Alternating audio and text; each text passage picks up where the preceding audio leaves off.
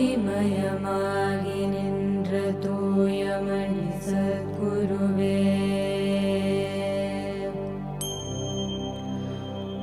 முத்துமணி ரத்தினமே மோனமூத்த நாயகமே, சித்தமதில் நின்றிலகும் தேவே என் சத்குருவே,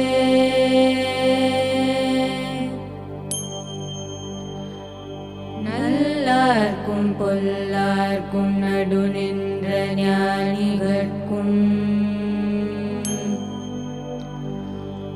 வல்லார்க்கும் வரமளித்த வாழ்வே என் சத்குருவே, கண்ணே கருத்தே கருத்திலுறும் நற்கணியே, விண்ணே ஒளி நின்ற விழிவே என் சத்குருவே,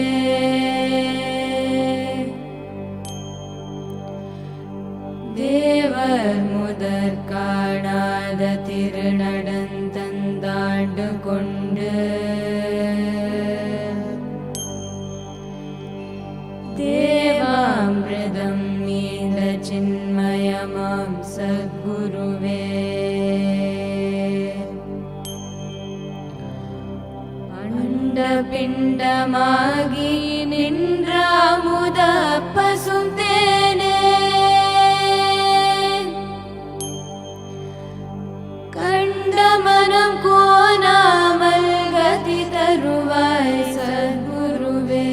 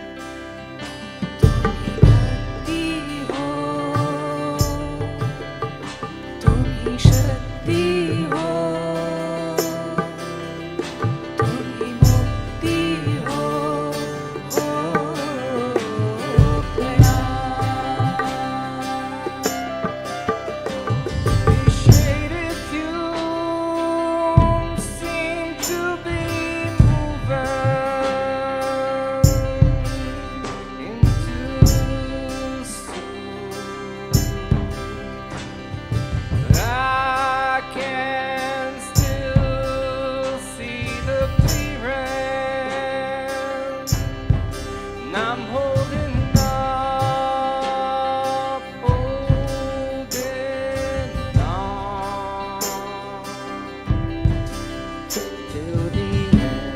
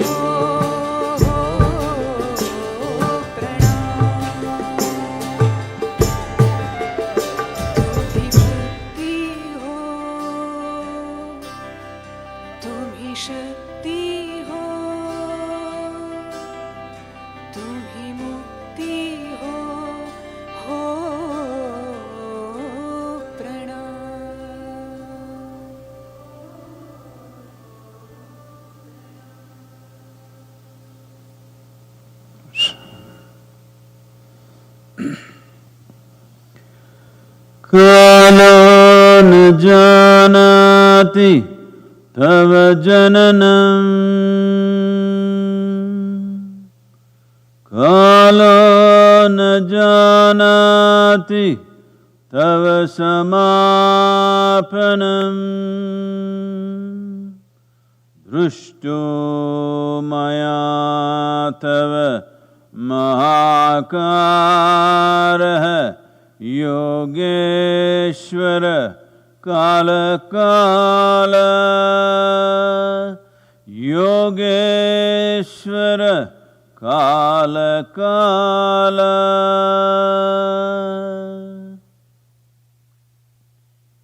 Namaskaram to everyone. Guru Purnima.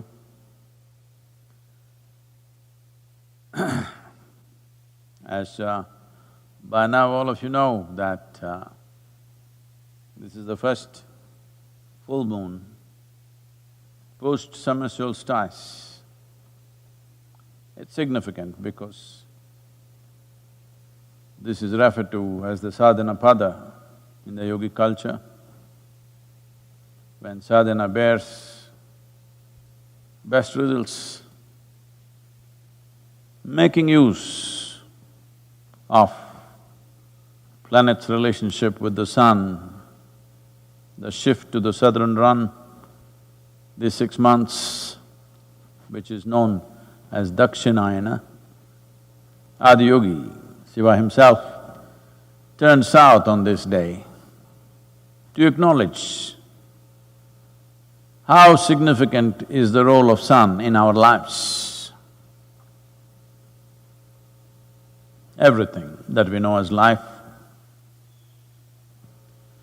from a microscopic organism to ants, insects, birds, animals, plant life and human beings, and the very planet itself. The essential energy is sun. It's on solar energy. We're all solar powered.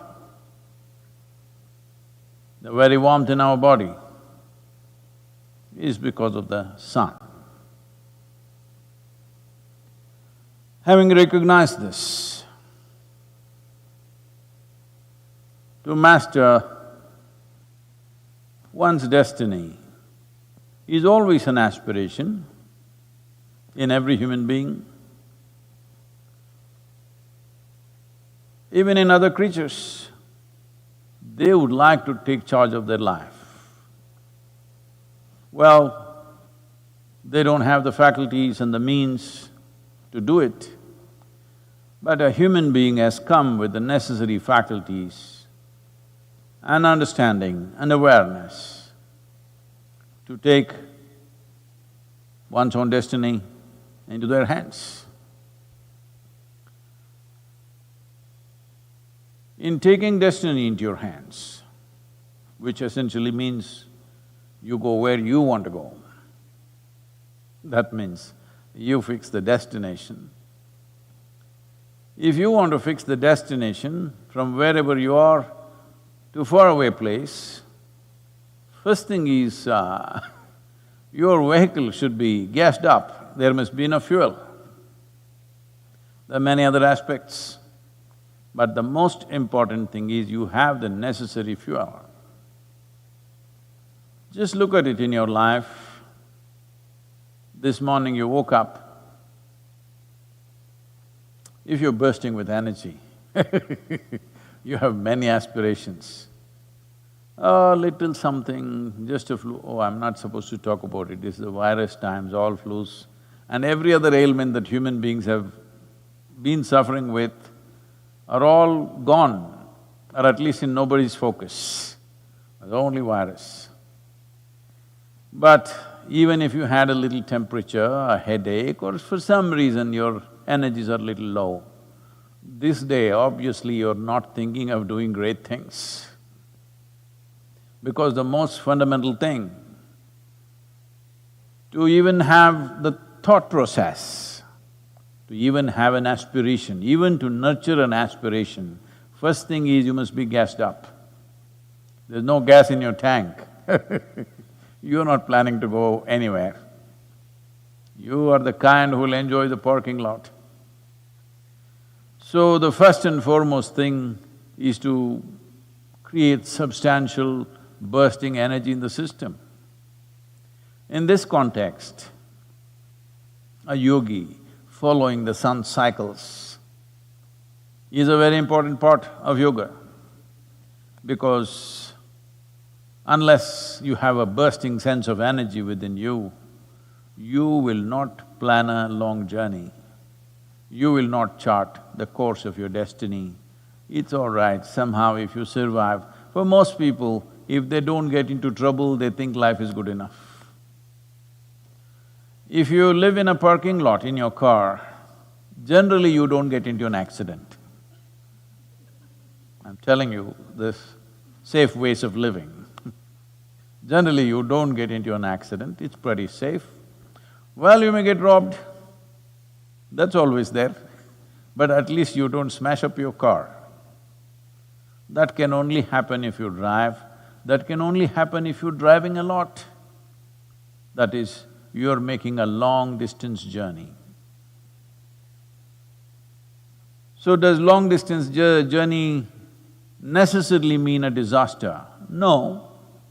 Long-distance journey means you have an aspiration to craft your own destiny.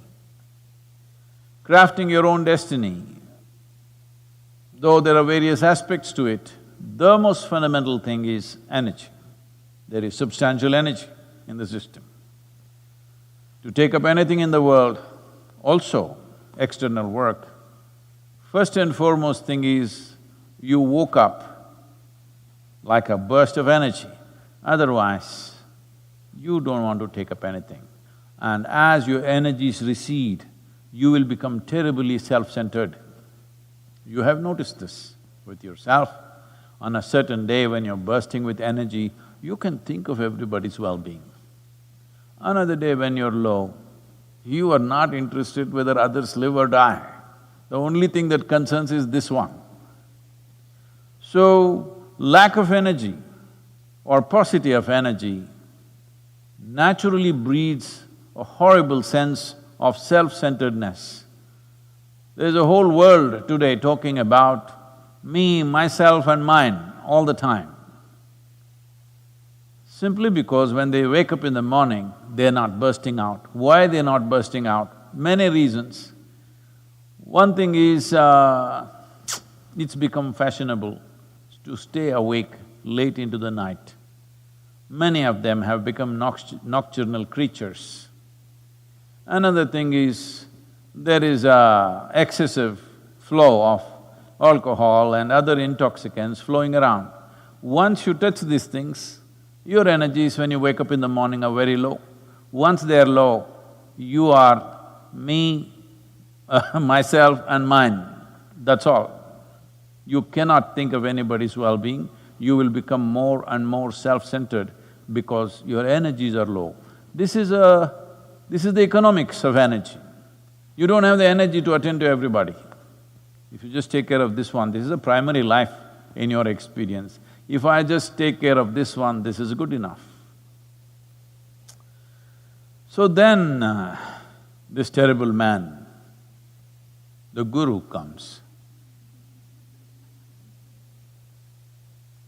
You don't want to wake up in the morning, he gets you up 5 o'clock in the morning and makes you do all the unpleasant things, twisting, turning, bending, bone bending.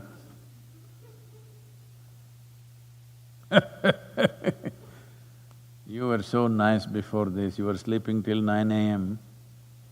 Now 4:30 a.m., some of you gone crazy, 3:30, 3 o'clock, happening in the ashram at least, in the yoga center at least people are getting, many of them at 3 o'clock because they want to catch the Brahma Muhurtam at 3:40 a.m. They want to catch the first rays of sun before it hits a blade of grass. This is important.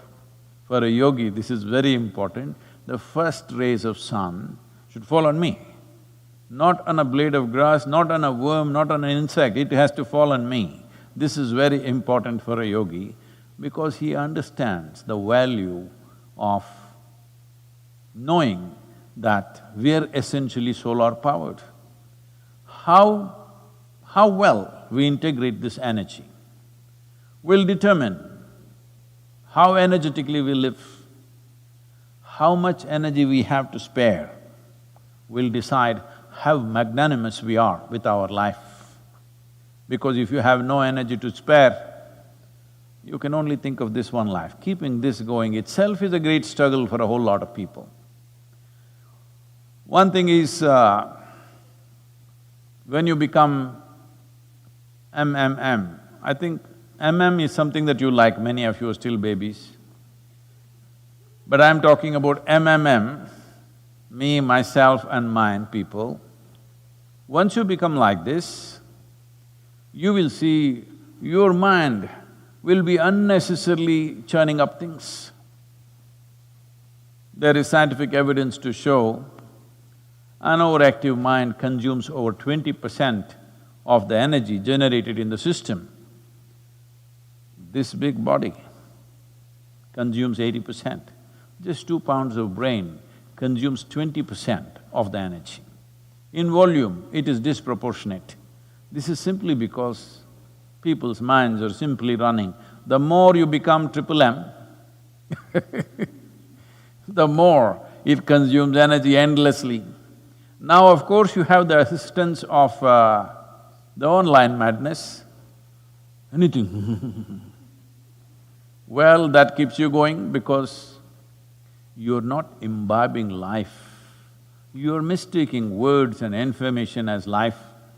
Today,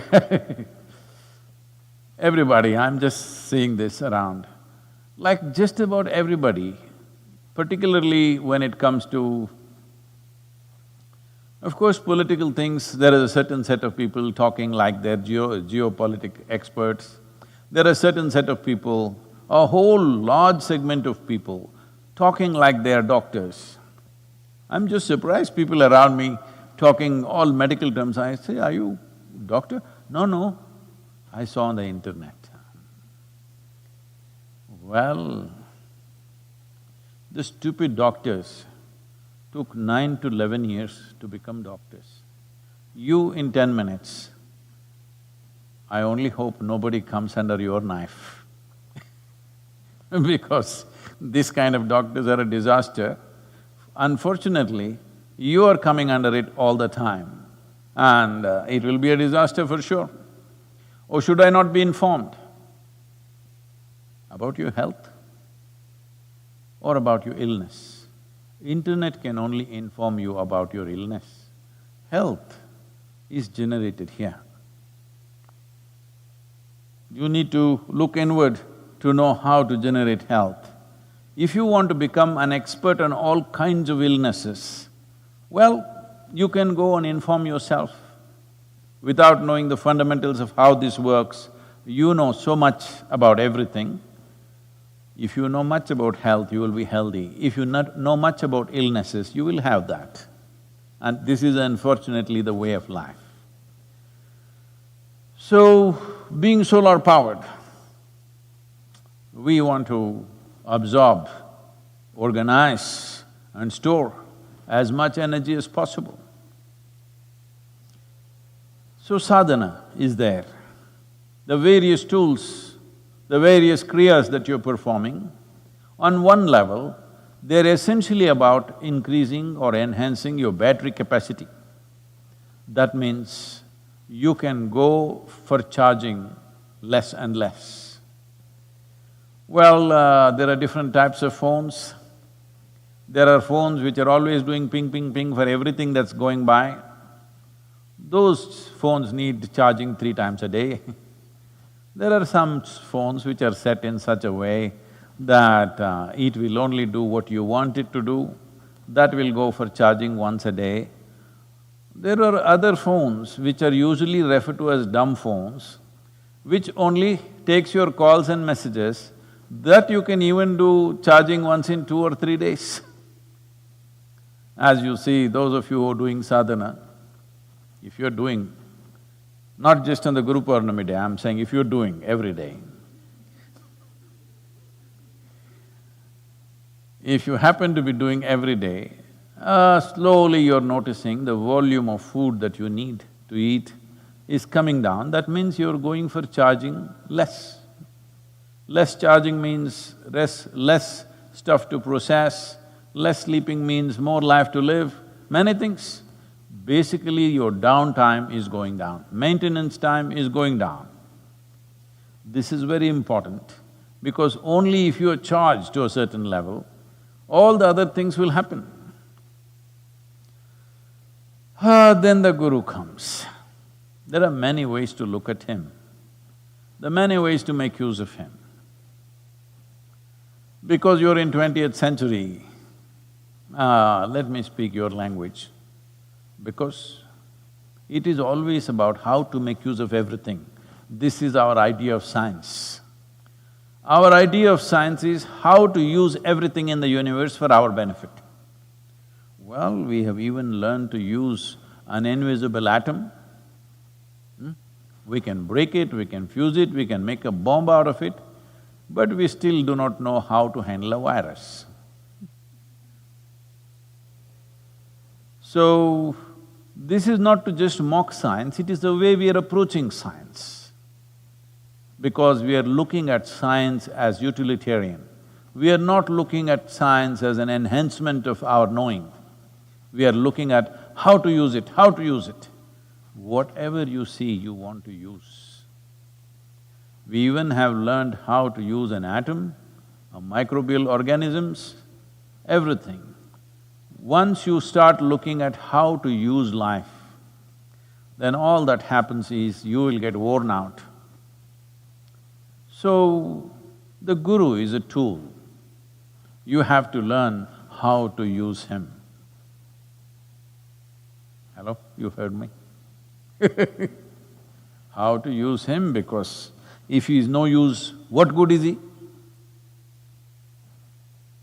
What good is a guru or a god or anything if he is of no use to you? So how to use him is important, 21st century.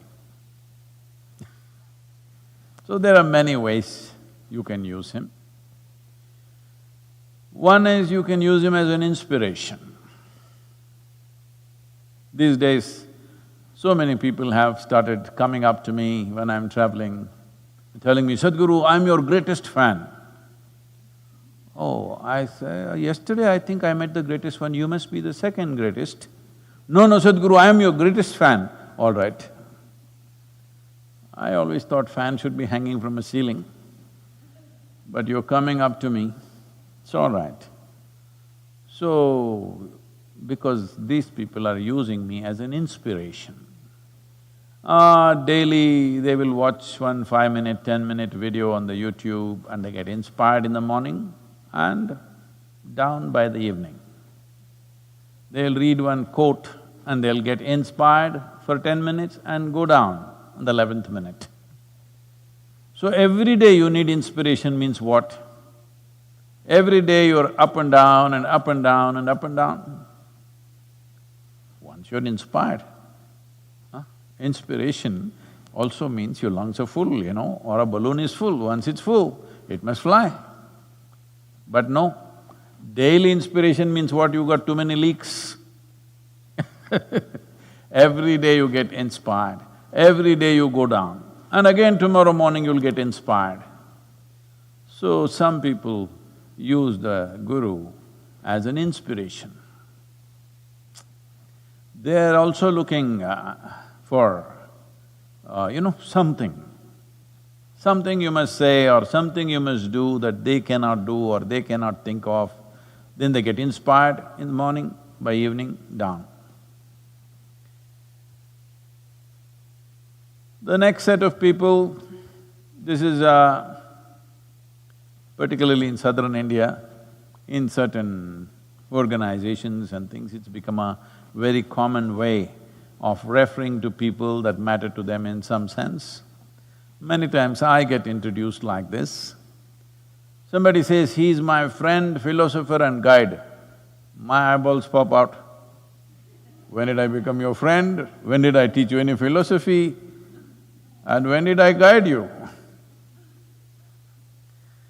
But they think that is a great thing. See, if you find a friend, what kind of friend will you find? You will always look for a friend who agrees with you, who supports your ignorance in every possible way. That's always your friend. If you're a smoker, you need a smoking friend. If you're a drinker, you need a drinking friend. If you're a meditator, you need a meditating friend. Somebody who supports your nonsense is your friend. If he every day pulls down your nonsense, finished, your friendship is over with him. So me, a friend, is a bad friend because this is my full-time job. Pull down your nonsense, pull down your nonsense, pull down your nonsense. Initially when you're willing, after some time even when you're not willing. Philosopher? Definitely not. Because what a guru does is not a teaching, is not a philosophy, is not an ideology, it is not even an advice. It is a certain transmission. Do you have the antenna or not? So we taught you sadhana so that slowly you will grow antenna to perceive. If you don't have perception, you're listening to the words and making your own philosophies out of it. I want you to clearly know they are your philosophies because I don't have any. So definitely not your philosopher. A guide, well, there are a certain set of people, whenever they want to take major decisions in their life, they come and Sadhguru, they've already consulted their lawyer, their accountant and their everybody. One final consultation they want, because after all, anyway it's free consultation with Sadhguru. So they want to consult Sadhguru, can you guide me? Anyway, if I make the mistake of telling them, okay, do this, at least 90% of the people will go and do part of it, and part of it as their lawyer told, as their accountant told, and somebody else told them. So guidance I usually don't give. If they come to me with a confusion, I will confuse them further and send them, because a misguided person should not ever think he's guided. It's very important. Small things, yes, but with life, there is no guidance, I want you to understand. This is self-guided. This doesn't need guidance. This needs enhancement. If it is guided, it will go here or there. It will not go to its ultimate destiny. So, friend, philosopher, guide, when they introduce me like this, I squirm because this is in a public place. Today is Guru Purnima, I can say whatever I want to say, this is my day. Because these days, it is so happening, which I'm going to change in the next couple of years, so I think maybe the virus will make me change it little faster. Last few years, particularly in the last 7, 8 years, I'm being analyzed like I'm some kind of a political leader or a public figure. Everything that I say is being looked at from the context of what's happening today in the country or in the world. Oh, he said this, maybe this is what he's making commentary on the Prime Minister or the President of this country or that country. No, I'm not interested in commenting on today's events unless it directly comes to me. This is very important, that you do not understand or you do not misunderstand everything that is done in the context of current reality. Those things, so situations will go. As you see what was yesterday's big headline in your newspaper, after 3 days it means nothing. Every other day it's going away. So I am not talking about those things. Sometimes we may use it as an analogy, but we are not talking about that stuff. But because of the social media and other things, we are being constantly looked at like we are some kind of… every statement profound statements which are made are being looked at by… what do you call them? These people who are on Twitter and stuff. Unfortunately, a certain number of people or a certain percentage of people on Twitter think just because they're bird-brained, they have the right to tweet. No, you also need to have some wings. If you have a bird brain, you must compensate with wings to fly. If you don't have wings and just have a bird brain, you should not be tweeting. But they are tweeting all the time endlessly about everything in the universe. It's okay. This is a newfound freedom that they have because the way their minds are functioning, if they speak, not 2 people in their family will listen to them. So the only thing that they can do is put out their trash out there in the social media. Well, Sadhguru, you're hitting out… I'm not hitting out at anybody. Today is not a hitting day. I'm just telling you, this is the reality. And if you… I'm talking about me being a tool. If you want to use me as an effective tool. So, inspiration, okay, but if you are going to remain inspired, every day you need inspiration, this is simply because there is not enough energy in you to sustain you. Friend, philosopher, guide, that's not the way at all. The next possible way, which is a meaningful way to use a guru is, you use him as a doorway. You want to go through him. If you want to walk through a doorway, you must be little smaller than the doorway, otherwise you won't fit. This is the nature of the doorway. This is not my my demand on you, but you need to be a little smaller than the doorway. Otherwise, getting stuck in the doorway is not a great thing. This is happening to some people, that they get stuck in the doorway and they think… they're complaining, why can't they make the door little bigger? Well, if I make the doorway little bigger, you may puff up little more. Right now, obesity is a huge problem on the planet. They're telling me 30% of the world's population is obese. So, there is always a possibility that if we increase the size of the doorway, you will become bigger and still you won't fit. So you need to shrink a little bit. your sense of who I am has to come down. I've probably told you this in the past a few times, but let me tell you again. When I was a child, I was fascinated by all these animals in the zoo. It caught my attention in such a big way.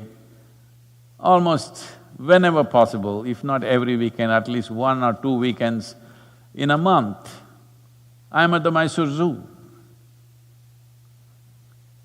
A whole variety of animals. And I went and spent the whole day. And I made friends there. Some of them started responding to me because I went with what they like. So generally, because I'm going out to the zoo, I'm talking about when I'm 8, 9 years of age. My mother gives me 2 rupees. 2 rupees is a luxury those days. So these 2 rupees, and she's also packed something for me to eat, so that's good enough for me. These 2 rupees I go and buy 3-4 kilograms of rotten fish. If you go deep into the fish market, you will get yesterday's fish. It smells, not fully gone, it's still good. Only its innards, its intestines and others going bad, most people won't eat it. Sometimes if you go to a nice restaurant, they may serve you that. Because I've seen some restaurant owners coming and buying the same fish that I bought for my pets in the zoo. So I went this bag of fish, I spent my 2 rupees here and just kept 10 paisa for return bus ride. So when you go to the zoo, they had put up a gate where if you want to go walking straight, you need to buy a ticket. Otherwise, little less than 3 feet, they had put up one bar.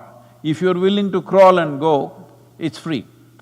What's my problem? I crawled and went every time.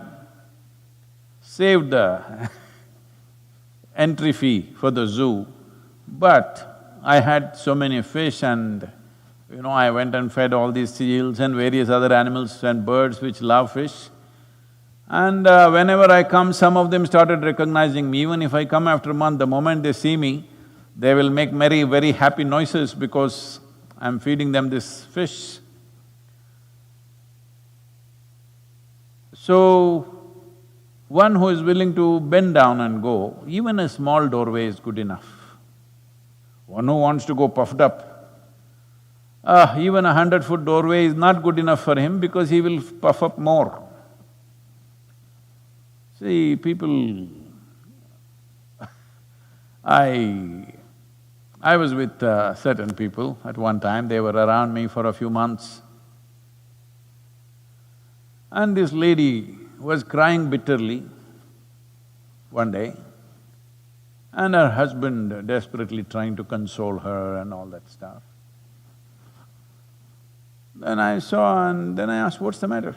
No, she's missing some things. I said, what is she missing? You are here, she is here. Sun has come up. What's there to miss? It seems she was working in a corporate house for about 3 or 4 years. Where in this particular corporate house, because she held some finance position there, always somebody opened her car door and closed it for her. Every door was opened for her. Now she's lost that job and nobody opening doors for her, so she's taking it out on the husband, that he has to open doors. This is after more than 2 years of after having lost the job. She's still missing that nobody opens the doors. Then I said, ask her to commit some crime and go to the prison. They always open doors for you and they close it for you. No, Sadhguru, she's very delicate on these things. No. I said, bring her here, let me…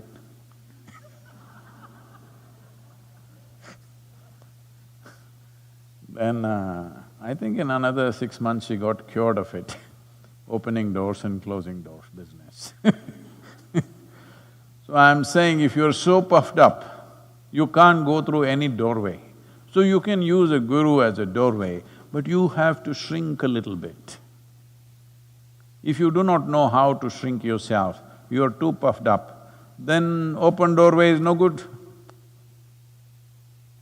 Actually, a closed doorway is better, at least you can bang your head and come back. Open doorway, you may go there and get stuck. Many of you, not many of you, some of you are feeling like this with Sadhguru. You came and you entered, it was all wonderful, but you got stuck there. You're not able to go forward, you're not able to go backwards.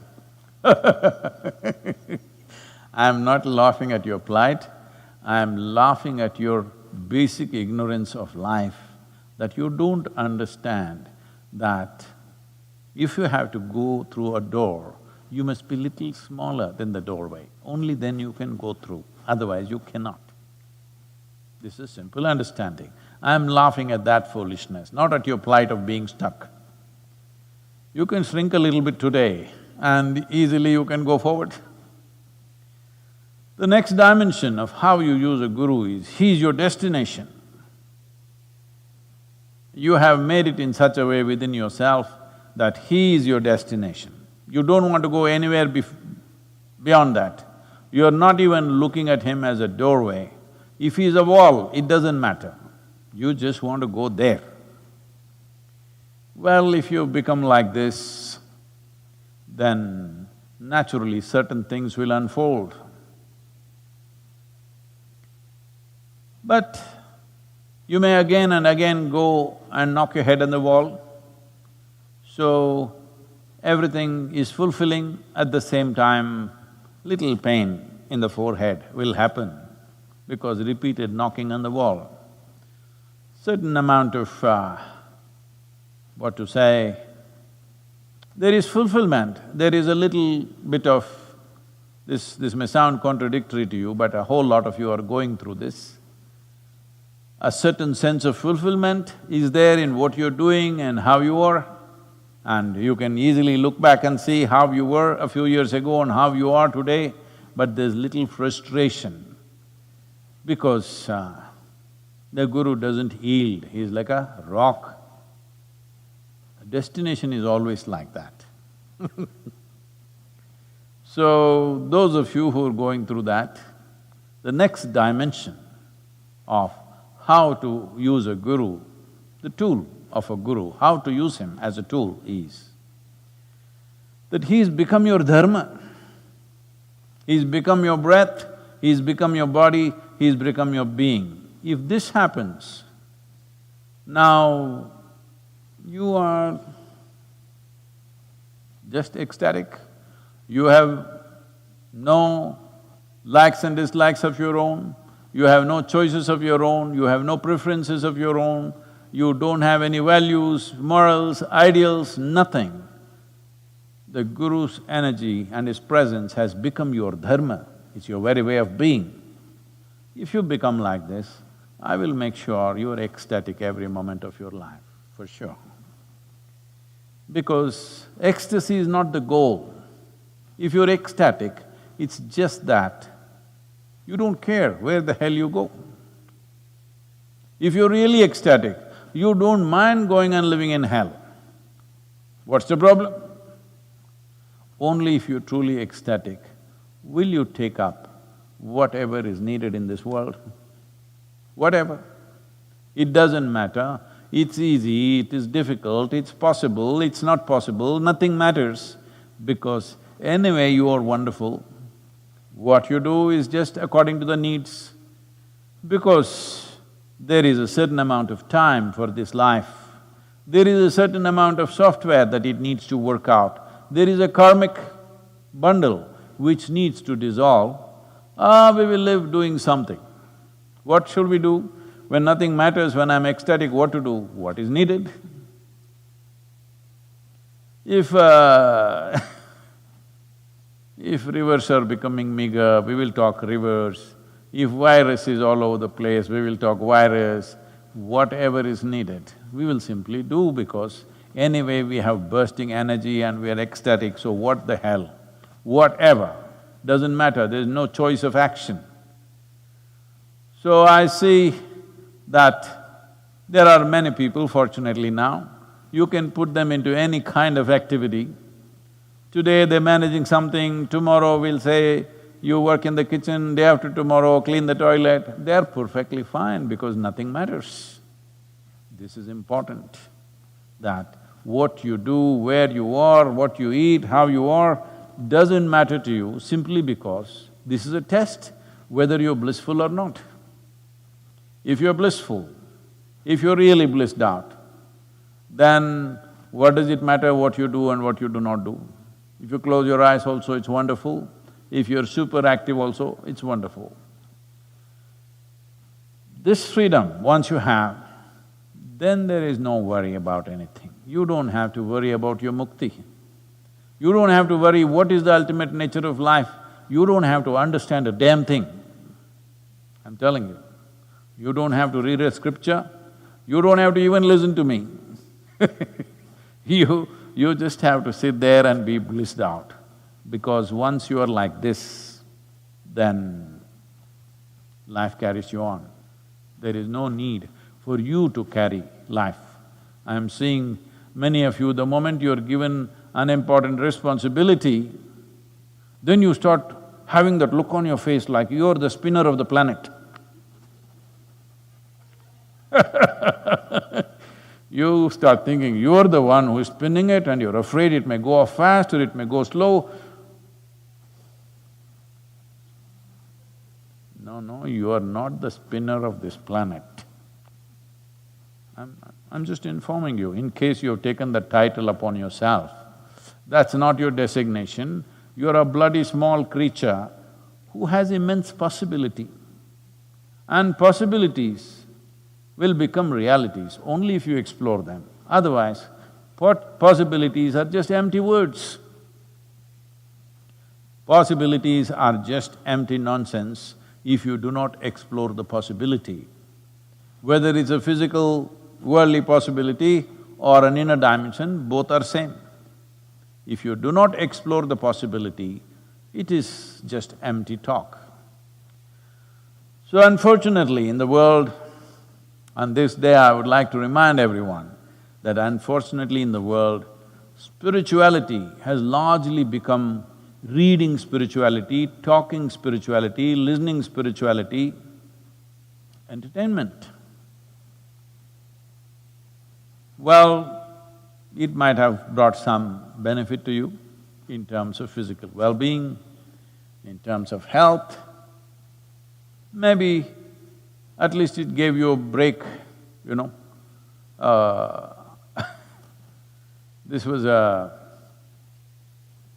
There was a time when we conducted a 21-day meditation camps in a remote place near Mysore. That time the arrangements are not like how they are today, either here at III or an Isha Yoga center in India. Arrangements are very, very meager. We teach, we work, we cook, we do everything ourselves.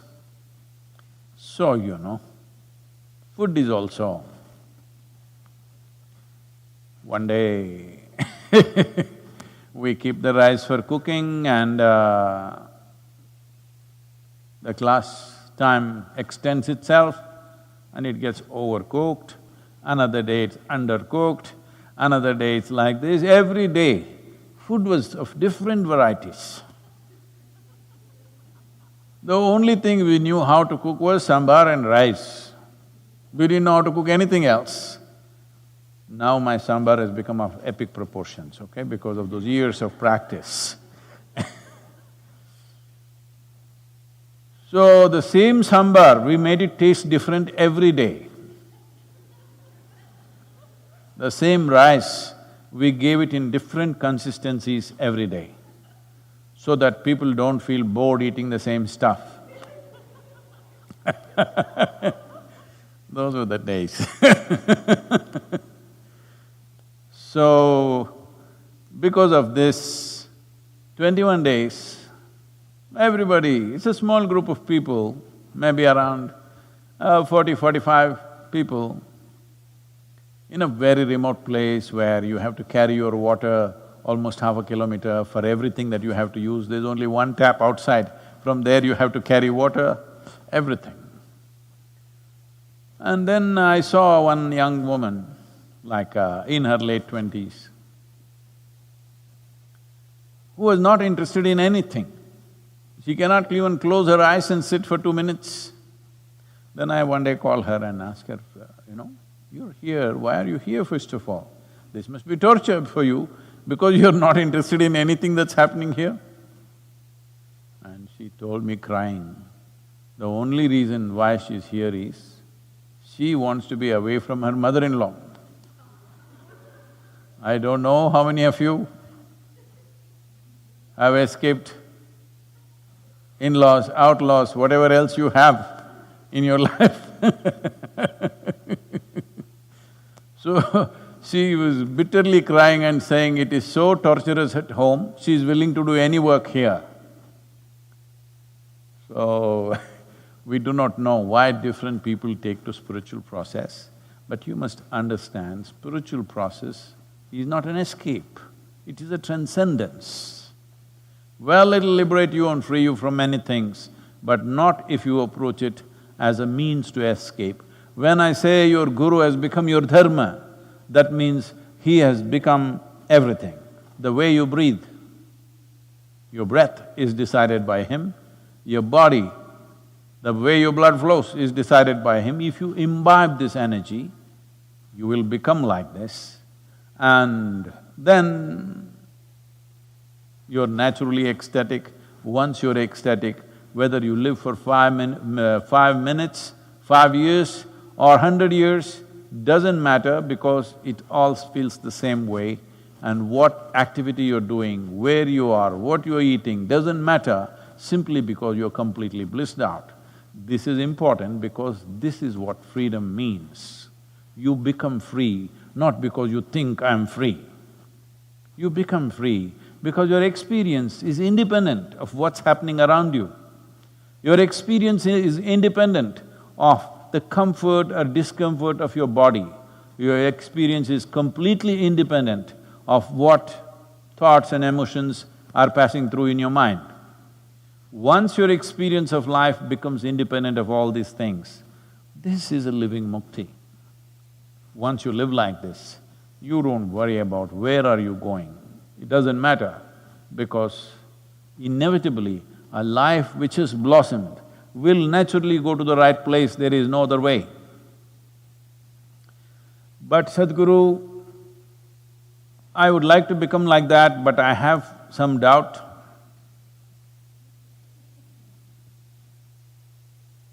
No, I'm not going to clear your doubt today because you created the doubt, you get rid of it.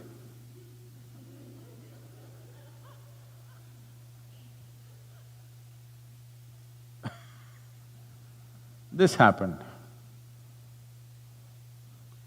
At one time, not now, at one time Shankaran Pillai was an out-and-out pessimist. So, he was visiting Tennessee and he went out with a friend, a local friend that he made, for bird hunting. So they went to certain places where there was little marshlands and they sat down waiting.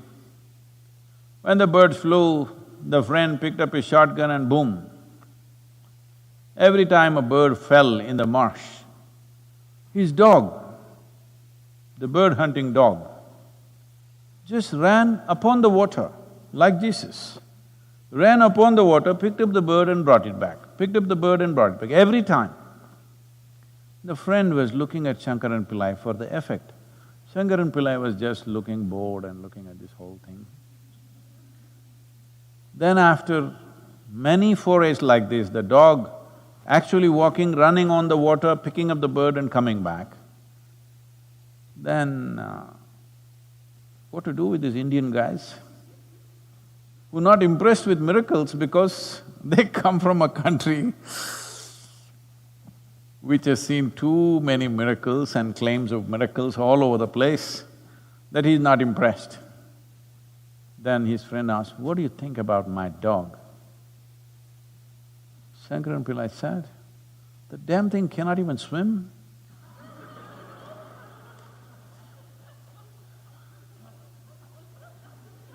What do I do? So you clear your own doubts. If you have doubts, you clear it. It's been long enough, I've been around.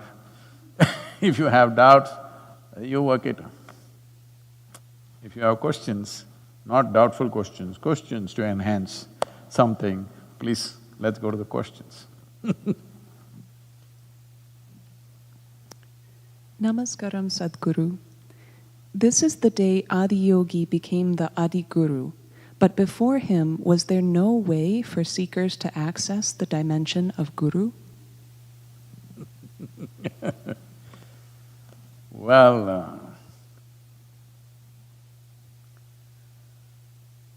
we have spoken sometimes before, but anyway, now that you asked the question, this will again inflame the social media.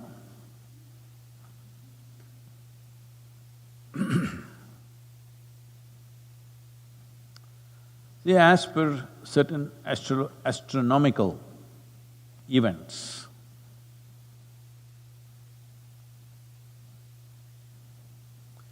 and also certain geological events in terms of how they describe the geography, and in terms of certain major geological events that happened when a certain mountain blew its volcanic top. If by looking at these things, for example, there are Vedas, the Rig Veda, of the 4 books, people should not misunderstand, because when I say a book, people understand that an entire religion is packed in a book. No, in the East it's not like that. Because there is no belief system, it is not packed in a book. Vedas were essentially the only library that they had at the time. So everything that they knew, they wrote it down. Vedas talk about how to build a very efficient bullock cart, how to raise a particular crop, how to manage water in the village, and also talks about how to realize oneself. Essentially, it was a one-book library. All the knowledge they had, they packed it into one book. Today, if you walk into a library anywhere, particularly in United States, probably it'll have 2-3 million books or more. I'm just estimating, I walked into some libraries and I looked around, how many could be there?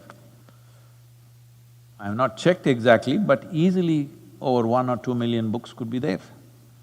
Because everybody can write a book now, you know. Everybody can write a book. How I escaped or how I fought through the pandemic times, I think a lot of books are going to come now, everybody will write. So those days it is not like that. Knowledge was gathered, a farmer discovered something about agriculture, the wise men in the town or in that culture noted, oh, this is important, they wrote it into one book. In the same book, a yogi realized something, he spoke about something of great significance, that also was put right next to the farmer's realization of how to grow a crop. So it is a one-book library.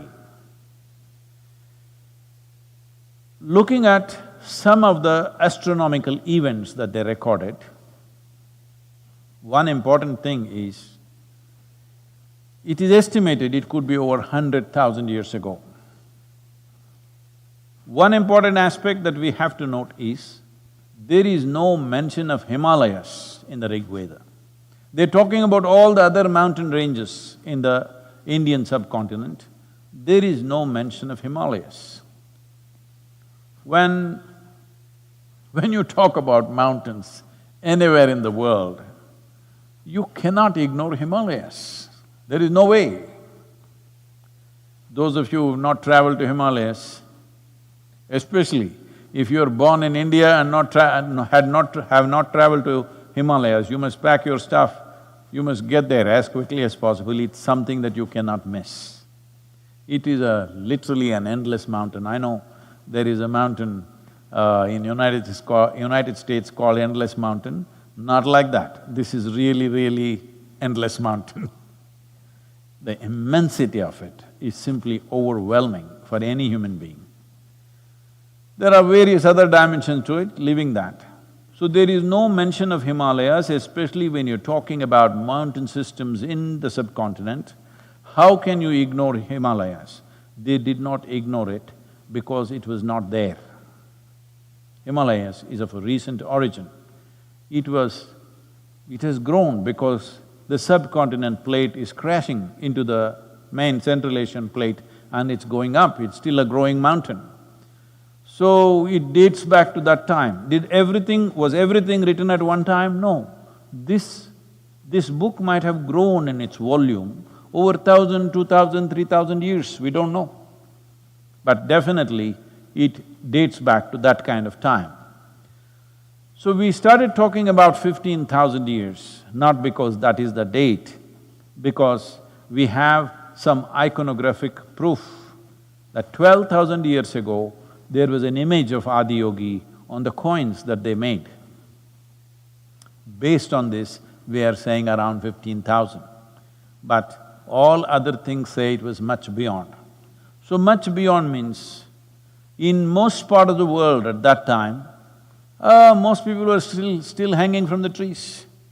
There was no need for any spiritual teaching or methodology because literally everybody across the planet was fighting for their survival. They did not think of anything more than how to survive this day.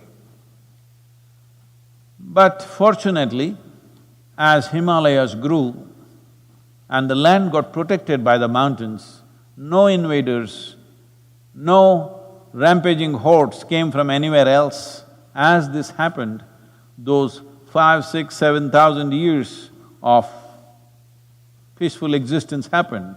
That is when the seekers came, because now they had a stable life, they had mastered agriculture to some extent. Because of that, they started living in one place, food was stored up and kept, every day you didn't have to go hunting. Now, human mind started looking what more. That's when the seeking happened. So the question of before Adiyogi, was there no possibility? Maybe there was, but definitely there was no organized approach to it.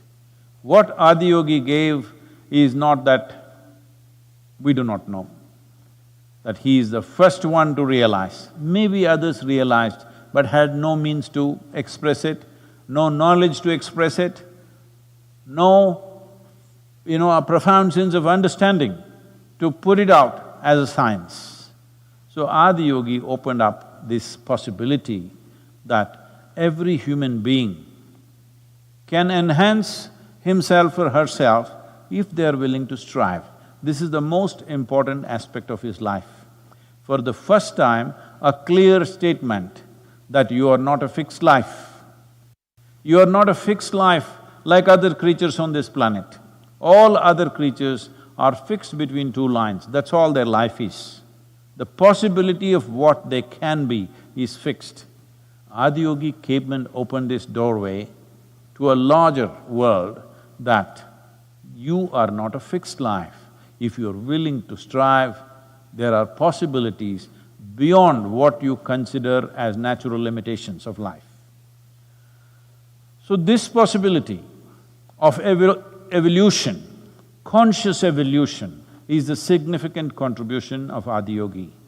And it is not just a statement, there is an entire method. Not one method, 112 methods for every kind of human being.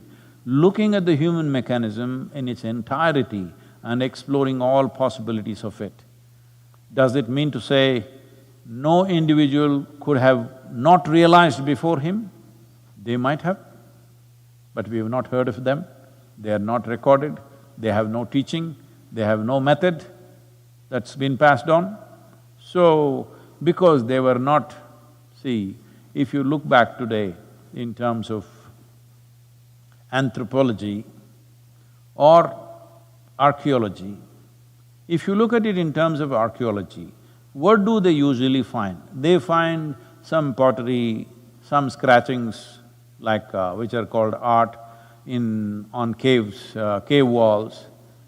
A carved rock also wears out, but pottery, burnt clay, it stays.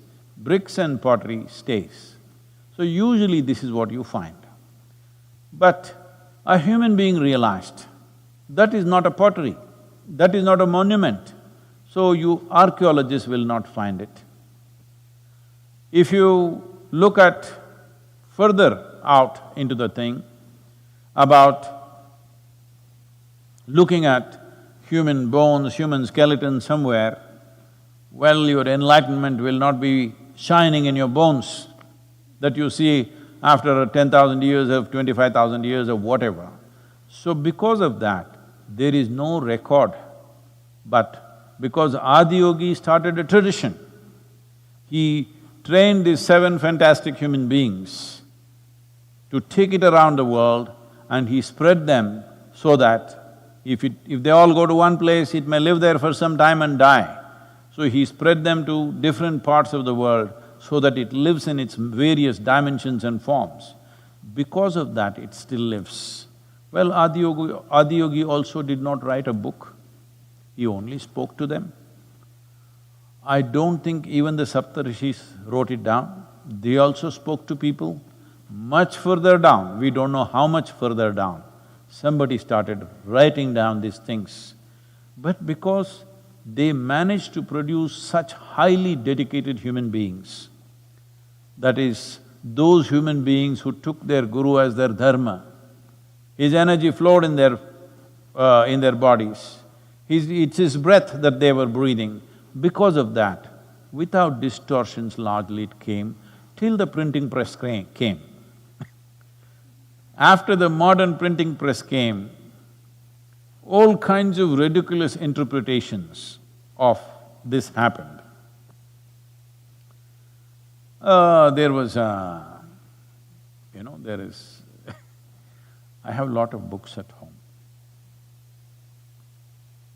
Most of them,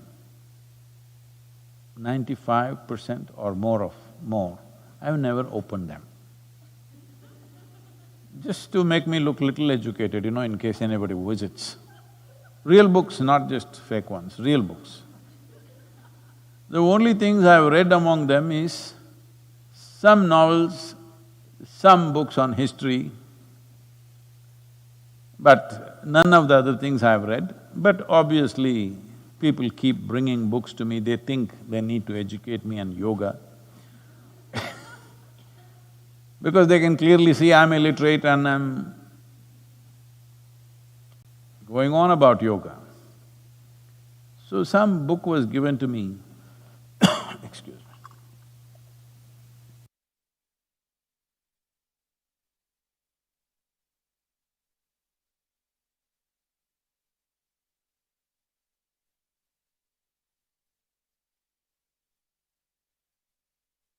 On art paper with lots of diagrams, but it's printed on art paper with lots of diagrams, pictures and everything.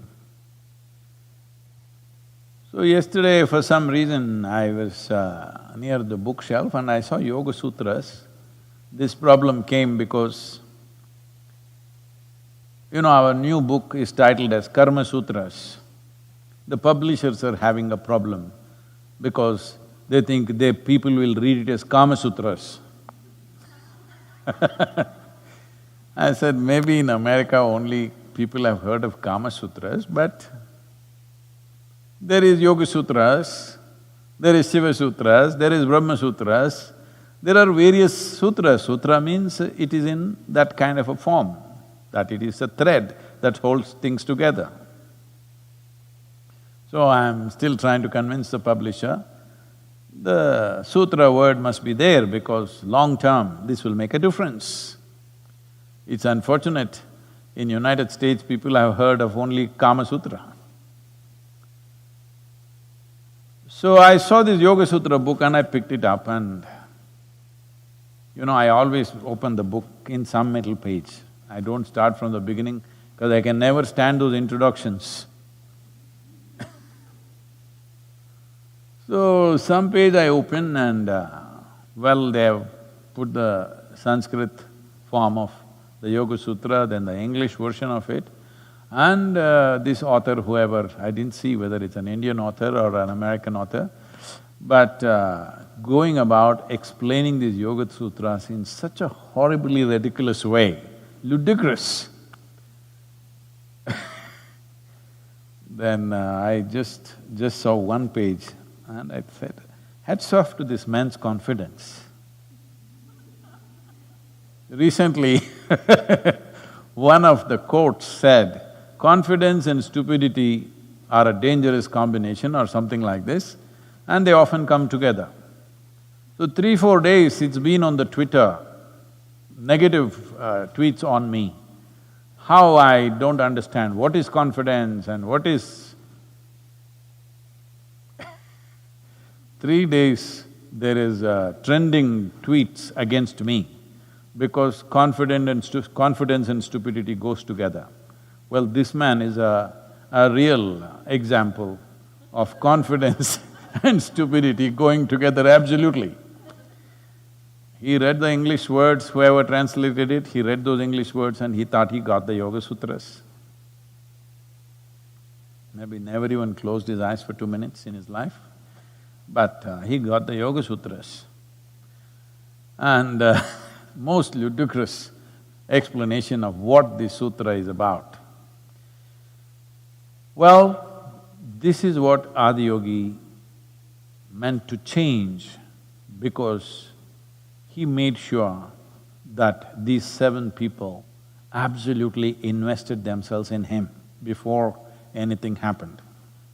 This is a little difficult in 21st century, but fortunately, in many ways, we're doing even better than Adiyogi because we have more than 7 people.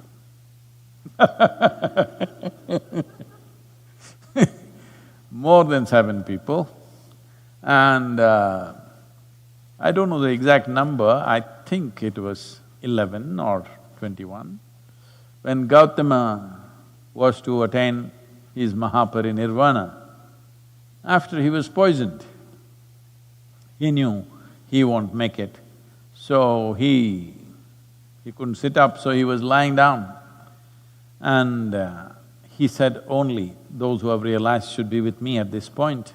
Others, because they will waste time about being concerned about, oh, he's dying and somebody will start crying and somebody will try to bring a doctor, all this. So he wanted only those who realized. I'm not sure about the number, because in some places I think they said 11, in certain other places I saw it was 21, so I'm not really sure about that.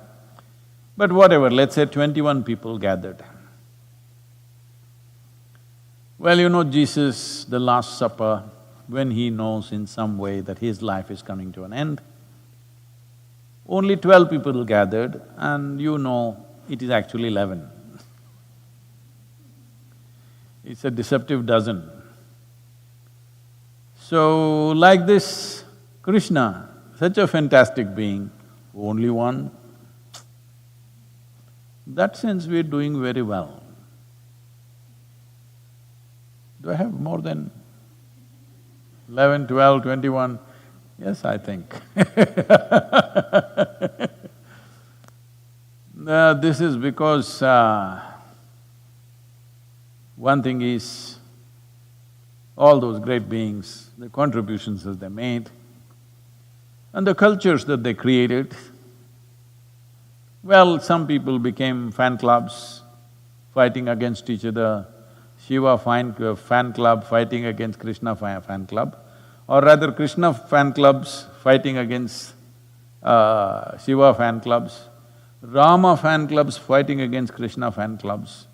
Recently there was a big controversy because somebody who does only Ram Katha in the country, that he speaks only of Ram, it seems said something derogatory or people perceived it as derogatory to Krishna, and there was a big uproar about that. So there are fan clubs which will fight, but there are sensible people who understand these different streams of knowledge which float through traditions, and out of that, people have evolved to a certain level of understanding, certain level of receptivity, and also because the population, nobody had 7.4 billion population, all right? None of those great beings had this kind of population, so naturally we must have a little more numbers around us than they had, because our population must have multiplied, I don't know, maybe 10,000 times since Adiyogi. I'm not sure, I can't make a calculation. But from the beginning of 20th century, we have gone up what, from 1.6 billion to 7.6 billion or 7.5 billion, whatever it is. So that is literally 4 times or nearly 5 times up. So you can imagine 15,000 years ago what was human population and what it is today. So we must multiply 7 into that many, we can't take credit because we just have too many people. So now the aspiration, the seeds of aspiration, we've been sowing for last many years. Fortunately, we also have tools of communication that nobody ever had in the history of humanity, that we can communicate to the whole world. Right now, it's estimated that we have touched over 1 billion people, at least 1 billion people have watched more than 2 or 3 videos. This will multiply into 2 to 3 billion in the next 1 or 2 years' time. So this advantage nobody else had. So we cannot gloat about the numbers, we need to have many-fold more who will make their guru, their dharma, that is, their very breath and body breathes the guru. Then it's very easy, life becomes very easy, I don't have to work hard, you know.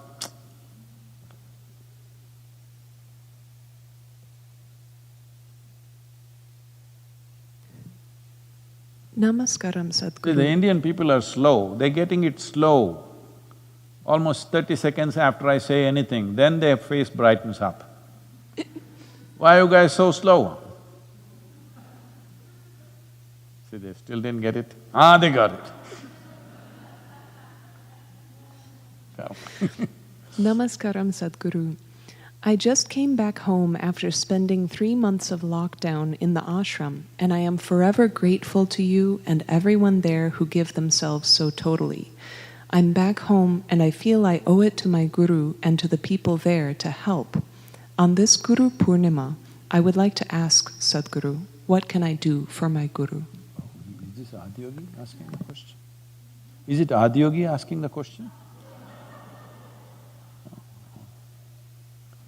What can you do for your guru?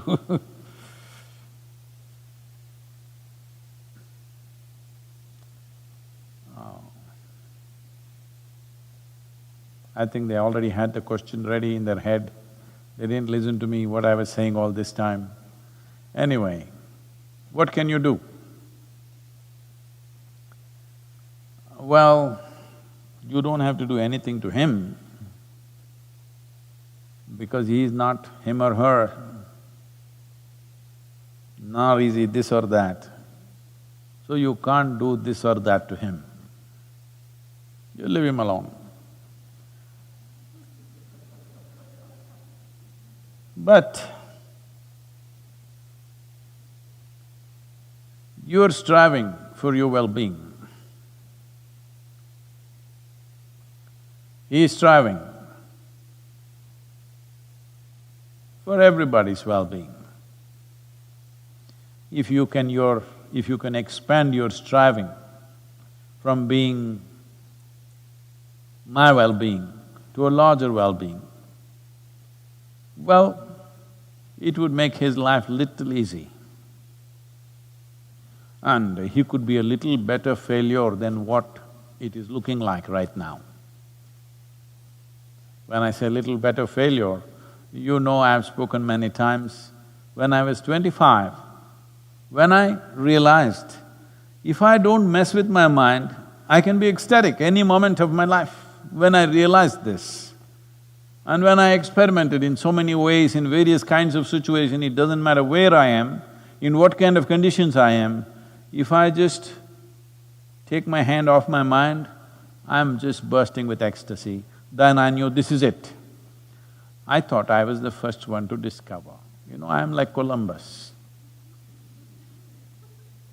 Columbus discovered America. Well, before him, for thousands of years, people have been living here, but he discovered. Similarly, in the Indian school textbooks, we read, Vasco da Gama discovered India.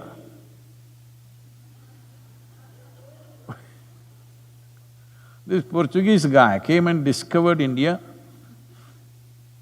No, it was there before that. We've been there for thousands of years before that as a well-organized culture, but he discovered us. Just like that, I discovered that if I don't mess with my mind, I'm ecstatic. Because right from my very early age,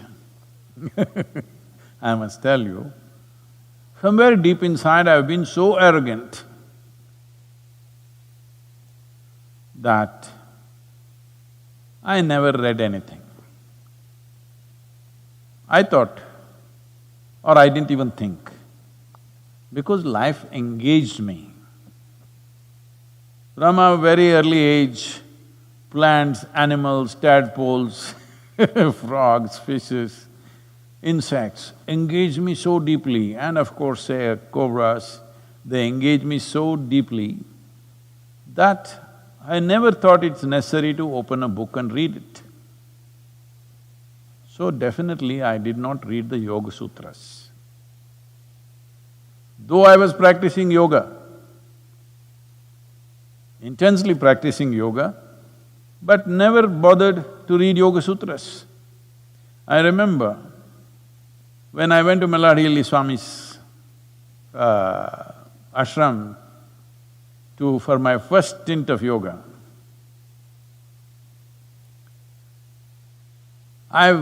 many years later, after things happened to me, I remembered, always there were books on yoga, written by him and also other things, Yoga Sutras written in Kannada. I still remember that entire…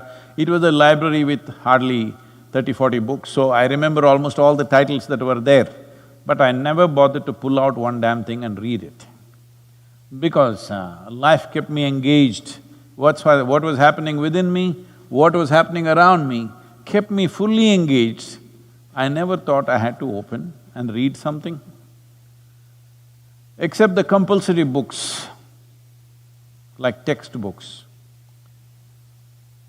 That also I read only 35% of it because I was only aiming to get 35%.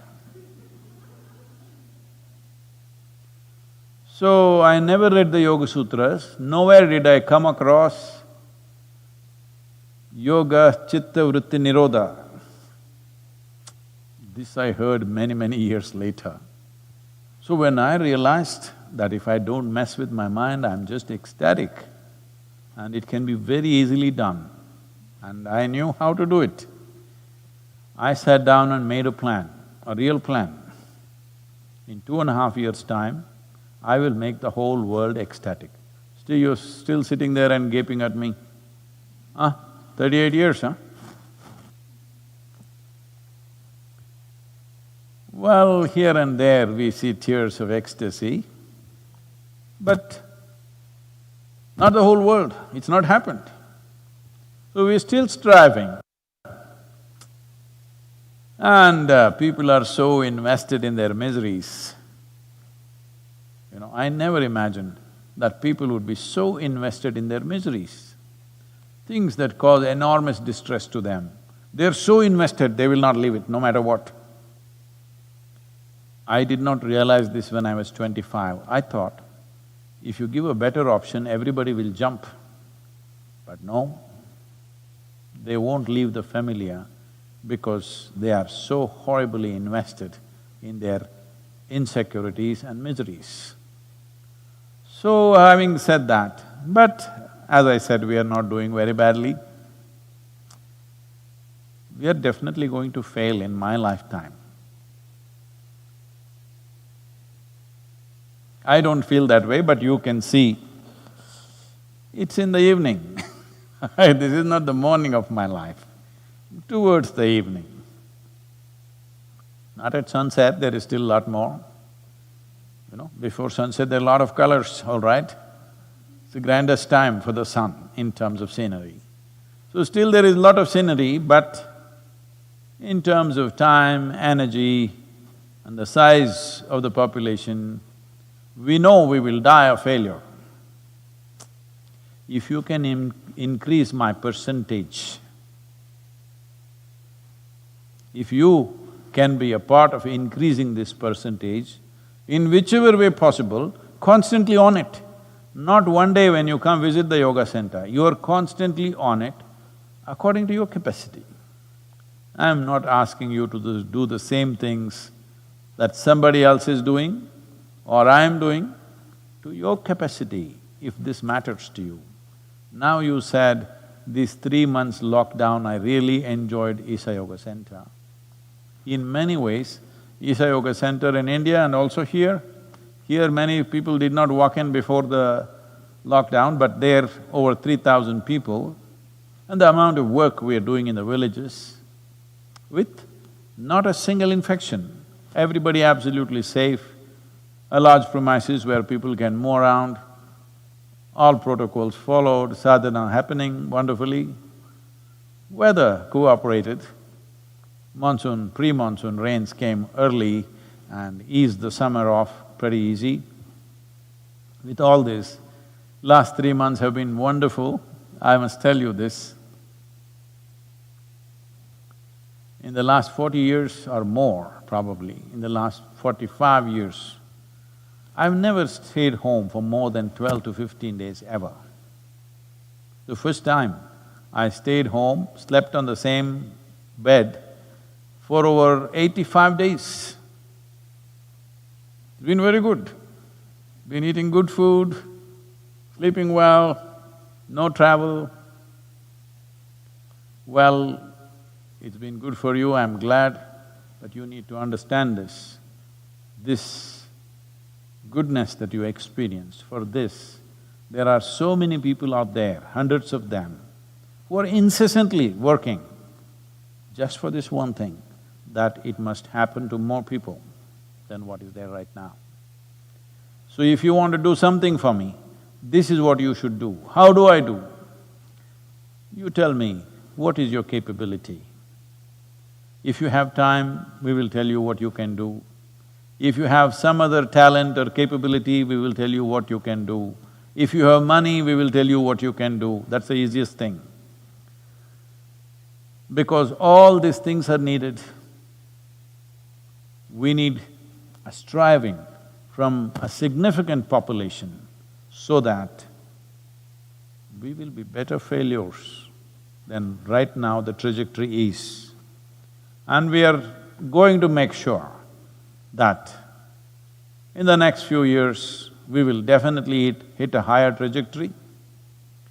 And if you want to be a part of it, if you want to put your energies into it, whatever you have, you can put it as a part of this. Many things are going on right now. One thing is, the online inner engineering program is being offered at a discounted price for everybody and free for all the medical personnel. I'm glad to see that nearly 85,000 medical personnel have made use of it till now in the last 3 years. It's fantastic. I hope it's keeping them up. Many of them are sharing what a difference it's made in these hard times for them, because it's been a very trying situation. This is also available for police officers.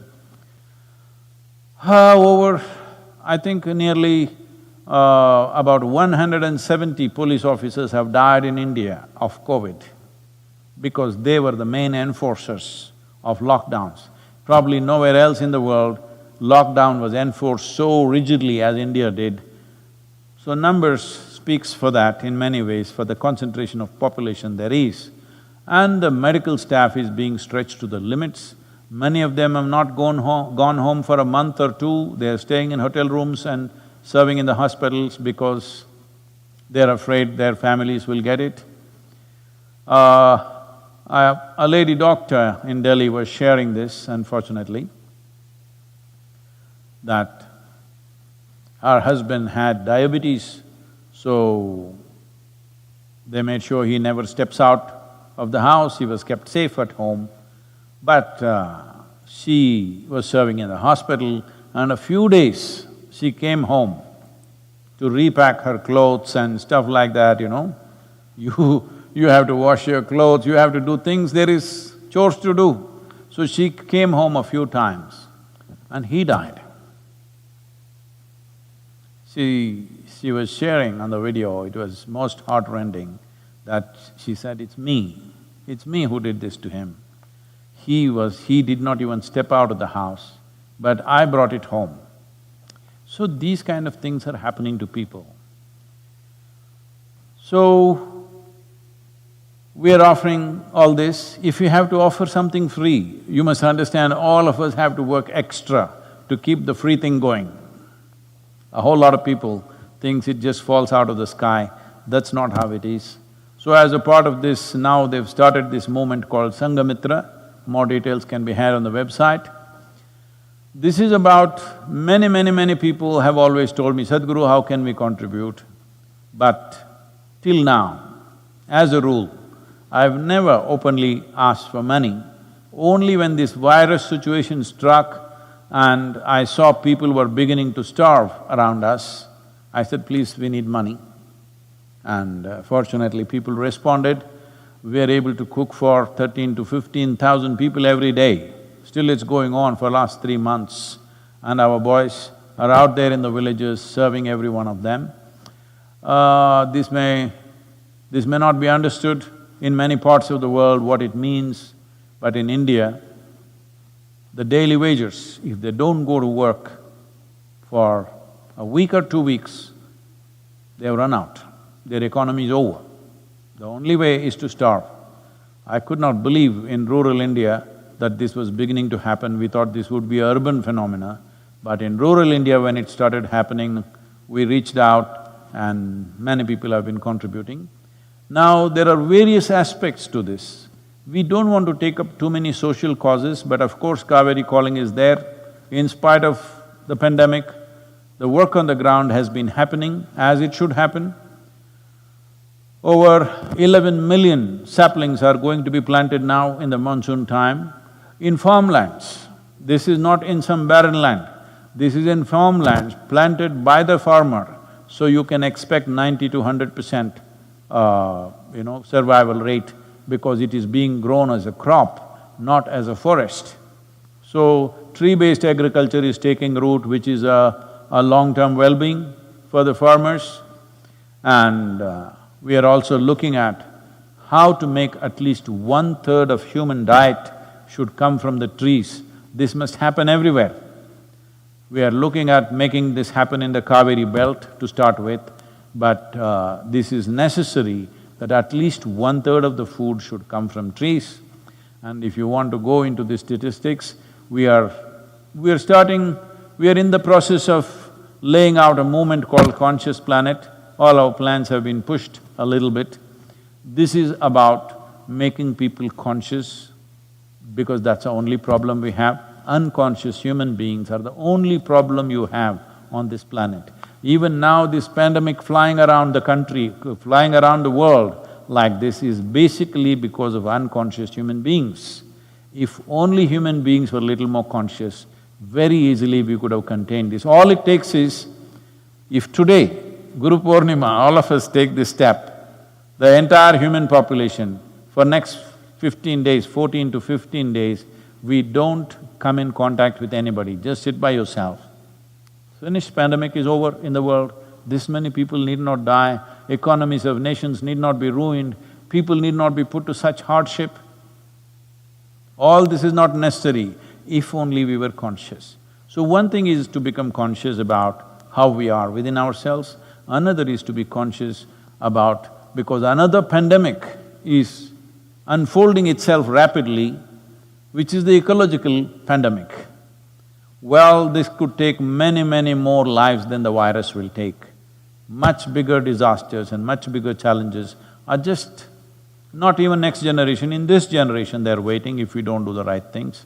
So, I don't want to go into that detail today, but there are movements like this.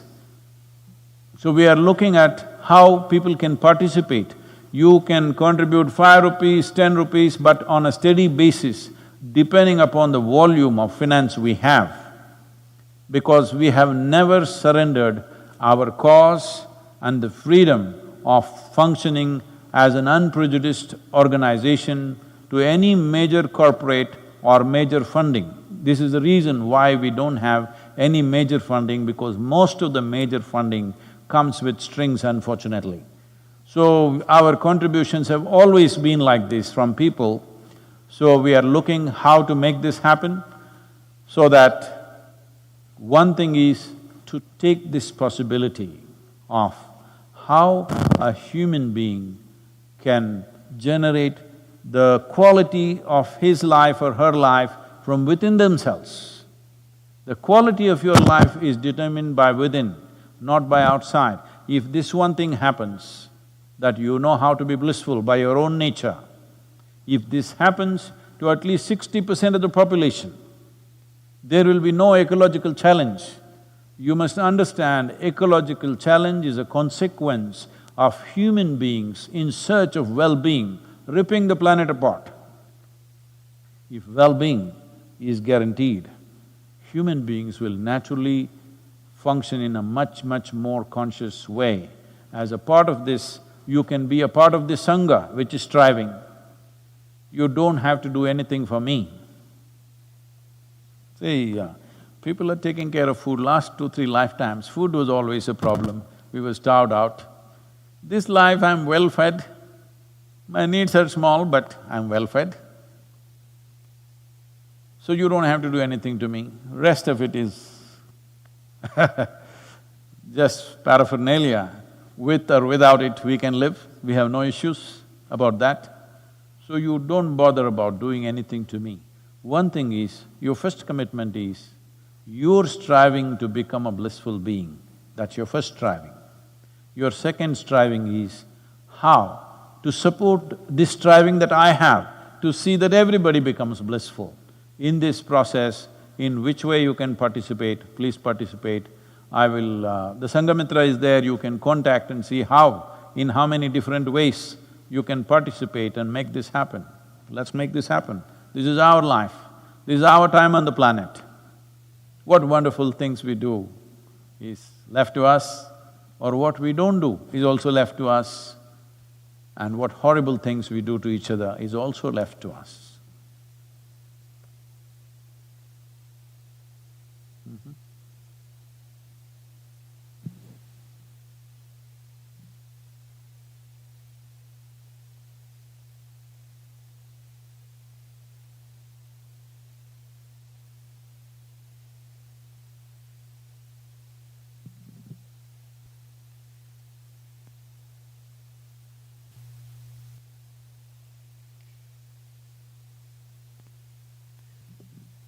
Namaskaram, Sadhguru. You have told us a beautiful story of Swami Vivekananda and Ramakrishna Paramhansa. Swami Vivekananda's mother was seriously ill, and Ramakrishna told him that had Vivekananda prayed to Kali for his mother's health, Ramakrishna would never see him again. Sadhguru, what is so wrong about praying for one's mother's health that a guru would never see his disciple again?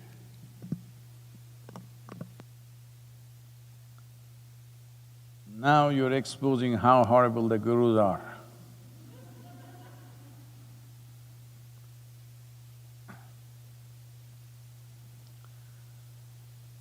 See,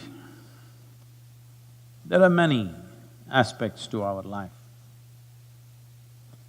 Of these many aspects, A guru means, I know that word guru is being used loosely today, management guru, marketing guru and whatever. We are not using the word in that context. When we say a guru, we are talking about someone who is committed to the ultimate nature of who you are. Well, Ramakrishna saying what he said, he wouldn't have said it to all the other hundreds of devotees who are hanging around.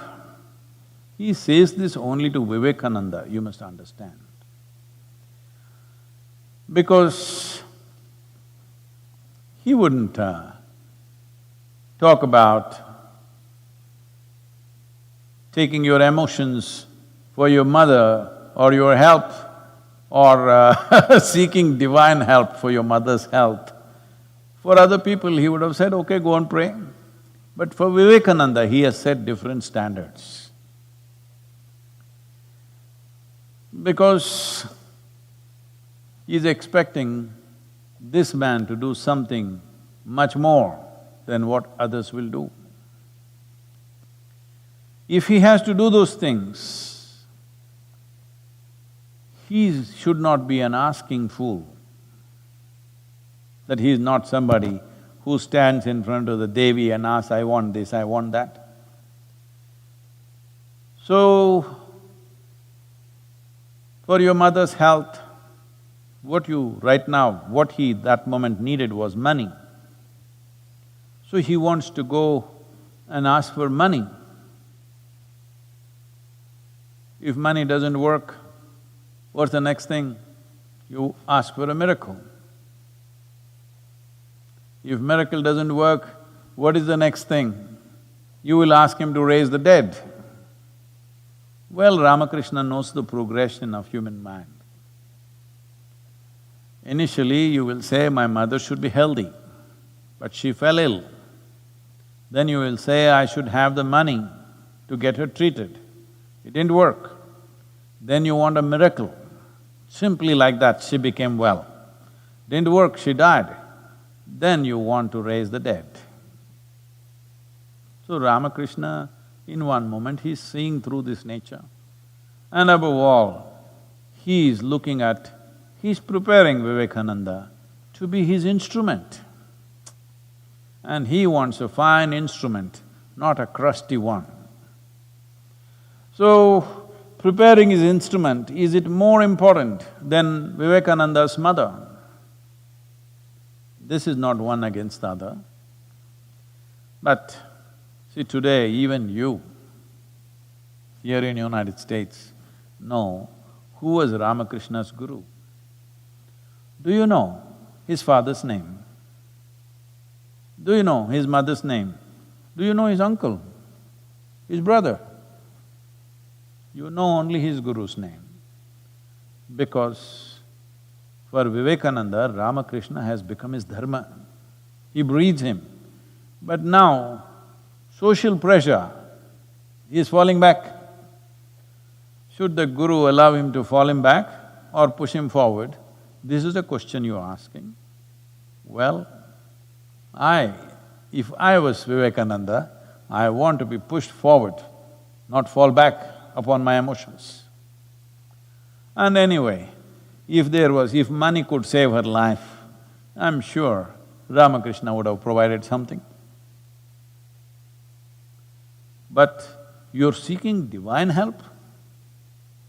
No, this is something all of you must understand. This has happened a few times around me also, that you initiate somebody into a powerful process, next thing is they want to help their mother or their uncle or their close cousin. They want to make him pass examination because the fool has not studied properly. Or they want him to get a lottery. Or they want him to get miraculously sit up in the bed where he is dying. The moment they do that, they will shatter everything within themselves. If, I'm saying, this is a conjecture, if Vivekananda had prayed for what he thought he wanted, well, he would have become a psychological wreck. Absolutely. So it's Guru's business to see that that doesn't happen. But 21st century, very hard to make them listen. Vivekananda, 20th century. 19th century only there was so much trouble. You can imagine my troubles.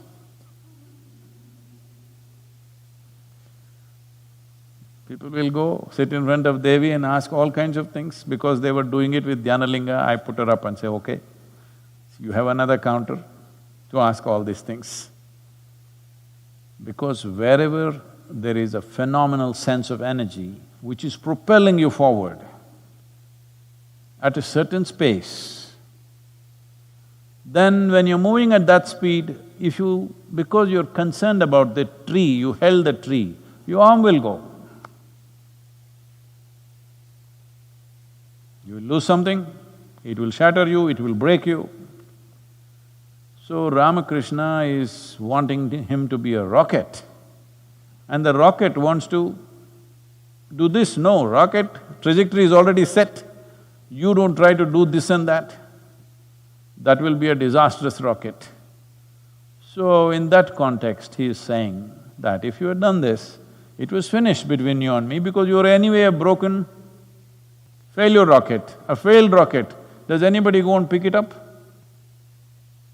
You may be thinking it'll go to the moon and you fired it, but it went into the ocean. Does anybody go looking for it? No, it's finished, it's over, it's burnt up. So, in that context, Ramakrishna is saying, today, if you had done that, it was over because it would be not worth seeing you because you would be broken and you're gone. What do I do with a broken instrument? Today you have heard of Ramakrishna Paramahamsa because of Vivekananda. If that instrument was broken on that day, well, Ramakrishna's offering to the world would have gone completely waste. Well, I'm glad you didn't pick up Krishna, because Krishna said, when Arjuna said, I don't want to kill all these people, 100,000 men they're talking about. Krishna said, you must kill them, then you will realize. That is even a worse example, but that's the way it is. Because when you seek ultimate nature, when you seek the source of your existence, small things, arrangements in your existence doesn't mean anything. If it means something, you do something to somebody, not because it means something to me. Let me tell you this. Today is Guru Purnima, I'll tell you, don't tell anybody, okay? Whatever I'm doing, serving food to people who are starving, free education that's going on to thousands of children, so health support, the health initiatives that are going on for people who are deprived of that, and planting trees, Kaveri, all this I'm doing because it means a lot to them, not because it means anything to me. If I close my eyes, I'm done with the world, with everybody. I'm talking not just about you or somebody, everybody, that means everybody. If I close my eyes, they're all gone, they're dead. But I do these things because it means so much to them. Without fulfilling those things, they will never even aspire for anything bigger. Right now somebody is hungry, are you going to talk to him about enlightenment? That'll be cruel. So we feed him, not because I get some great satisfaction in feeding him, no. I've always been saying, I have no satisfaction in anything that I do, including spiritual work. Whenever people ask me, Sadhguru, you must be having so much fulfillment seeing all these people joyful, blissful. What is my problem? They're joyful, blissful, miserable, what's my problem? I have no problem. Because they have a problem, I reach out. Because I didn't see them anything other than as myself, I reached out, that's all. But if I shut my eyes, I'm done. I'm done with the world. I'm done with everybody and everything. Oh, so much work has happened, people are saying, how will you… who will carry your legacy, Sadhguru? Who will you appoint next? Nobody. If they're interested, they'll carry it on. If they don't think it's valuable, they'll drop it. It's up to them. I leave it to them. If they have not seen the value, if people have not seen the value of what's being done, let them drop it and convert this into a hospital or a school or something. Because that is how most spiritual organizations end up. I don't believe Isha Yoga Center will end up that way because many people have seen the value of it. Even though I constantly nag them, trouble them, create impediments to their work, make their work more and more difficult. This is not for any sadistic satisfaction, just to see how much it means to them. They have proven that it means a lot to them. Life or death, they will do that. Whether I am there or not, they will do that. So, maybe not everybody, but a whole lot of them will do that. So it will continue because of that, because it means a lot to them.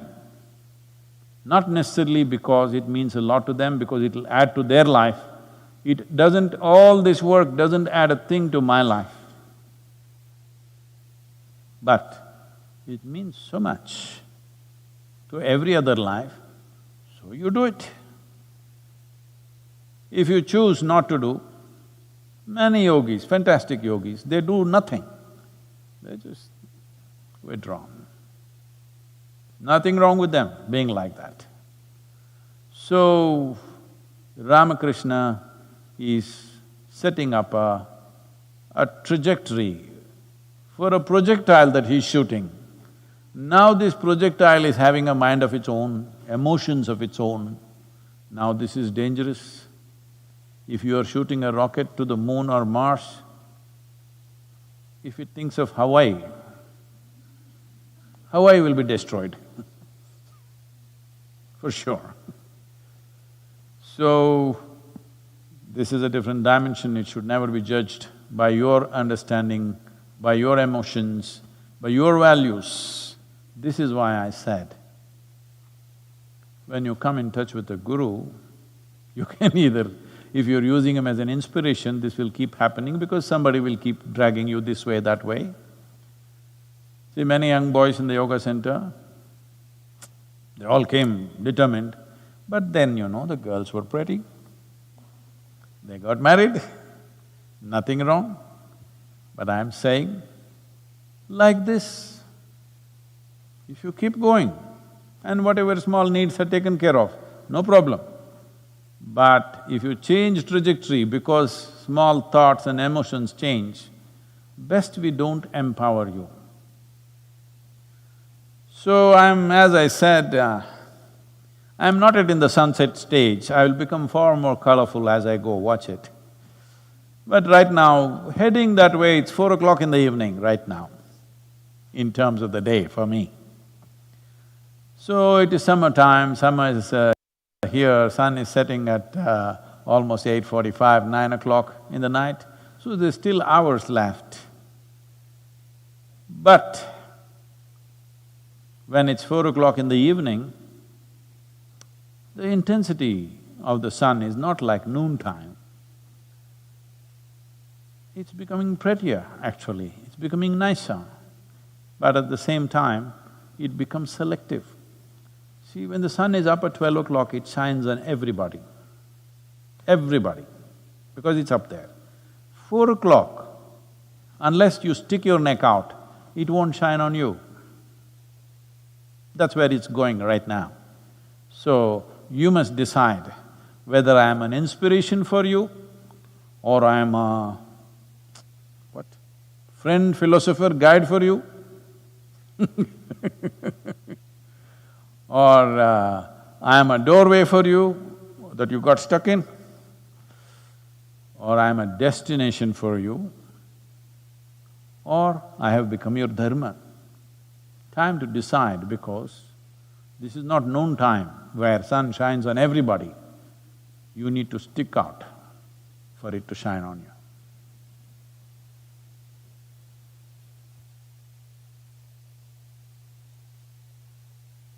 you. Sadhguru, after the recent death of a Bollywood star, there is a lot of debate in the country about nepotism.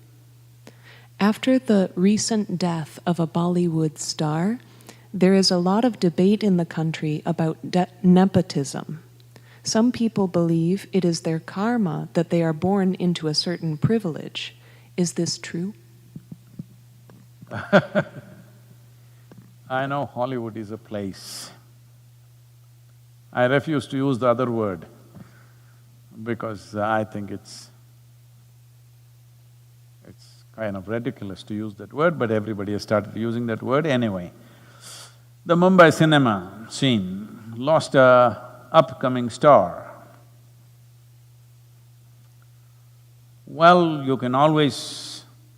and he committed suicide, must be just over 30 years of age, I think, I'm not sure, I've only seen him now after his death, otherwise I had not heard or seen of him because I know very little about Indian cinema, I should say.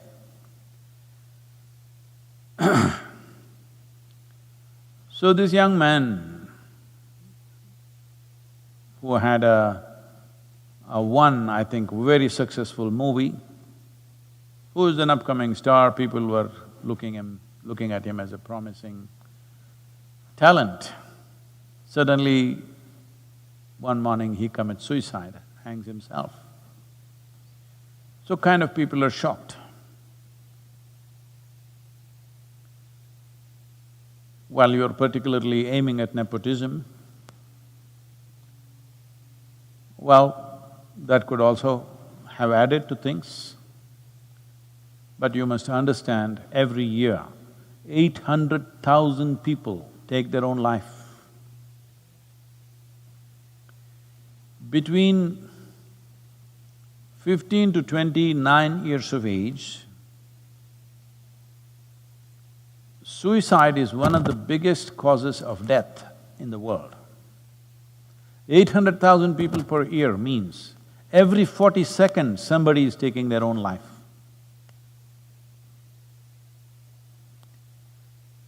Why so many people want to take their own life?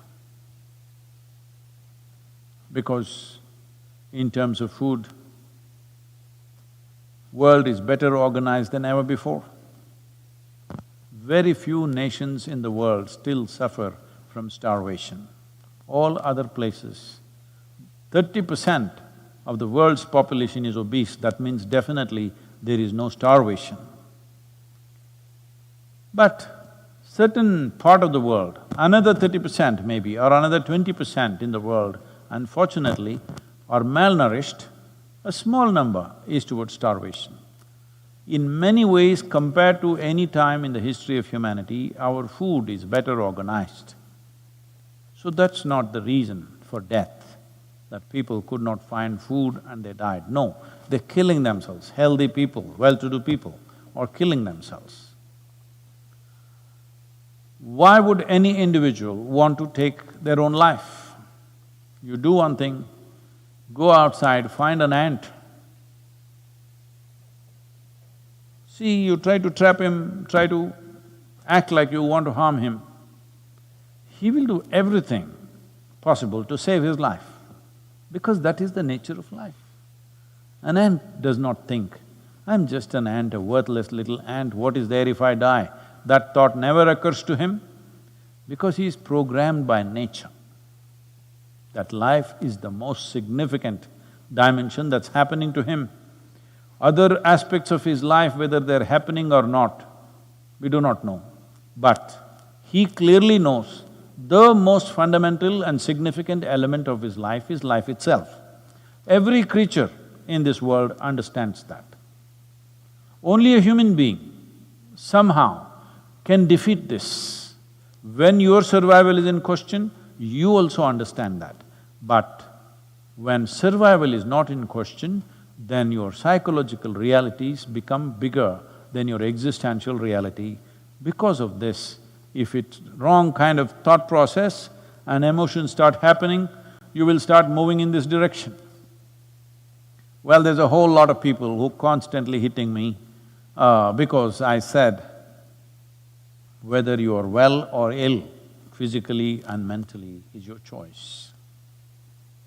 Well, sometimes you may get infected with something. Infections and things that come from outside are different. But things that you generate from within is entirely your choice. You may not know how you're making the wrong choices, but knowingly or unknowingly you're making the wrong choices because all chronic sufferings that you have, physical or mental, is generated from within. Maybe it is so strongly generated, sometimes you feel helpless about it.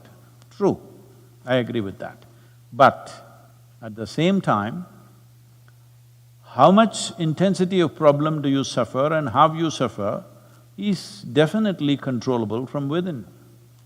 A whole lot of people go into depressed modes at various times in their lives when things don't happen the way they think it should happen. If two things today do not happen the way you want them to happen, by today evening you may be somewhat depressed. In the evening, you may sit there and talk yourself out of it, or maybe you sit with your friend and they talk you out of it, sit with a loved one and they talked you out of it, or you slept over it and tomorrow morning you are out of it. This is happening to a whole lot of people. But some people go into that and they are not able to come out. The slope was too steep, they could not climb up that evening or next day. They lasted for 3 days or 5 days and then they sought professional help. If you seek professional help also, in the initial stages, they're only trying to talk you out of it. You can call it a therapy, you can call it whatever. Essentially, they are trying to talk you out of it. Maybe they're professionally trained to do that, but your loved one or your friend may do it in their own way, or you might do it in your own way. So I'm saying, if you have slid into a depressed state, you can be talked out of it. If somebody can talk you out of it, you can also talk yourself out of it. You must understand, staying sane is hard work. Because going crazy is so easy. Staying sane in every kind of situation that you face is lots of work. Somebody was asking me this question about peace. Peace is not a flower that blossoms within you. You have to enforce it. You have to enforce it, you have to make sure that you're peaceful. Otherwise, when things that you don't like happen around you, if you're exposed to the world as I'm exposed, 90% of the time, things that you don't like are happening all over the damn place. So to lose your peace is very, very easy unless you learn how to enforce it. That means you've taken the faculties that you have into your hands. If your faculties of thought and emotion was in your hands, you would not go into depression. Well, why you went to depression, in what different ways circumstances pushed you into that is a questionable thing. In every family, when suicides happen, somebody will be feeling guilty about it because they think, oh, maybe I should not have said this. If I had not said this, it would have not happened. We don't know, maybe somebody else would have said it. Many parents have come to me like this, not one or two, many, where their teenage children have committed suicide just because they said something, you know. They said something little strongly at a certain moment because they're not studying properly or they're not behaving properly or one little push and they just went and took their life. Parents are living with that suffering for the rest of their lives because they keep on thinking it's because of me, I shouldn't have said it. But there is no such thing that you can say all kinds of things and nothing will happen. At one moment you say something and somebody could do this because all they needed was that little trigger. So, did this young man die only because of nepotism? I don't know. I don't know the man, but I don't think so. But did that also play a role? Possibly in his mind, because he felt he was put into an unfair level of competition. You cannot compete with somebody who are privileged, who are entitled in some way. Anyway, they will get what they have to get irrespective of their talent or their capabilities, and you have to strive maybe doubly hard. Well,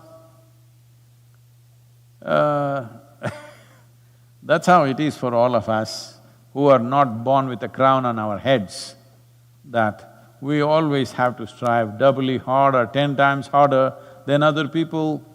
It could be because of your, because you don't have your uncle in a godfather's place, or your skin color is not right, or you don't belong to the right caste or religion.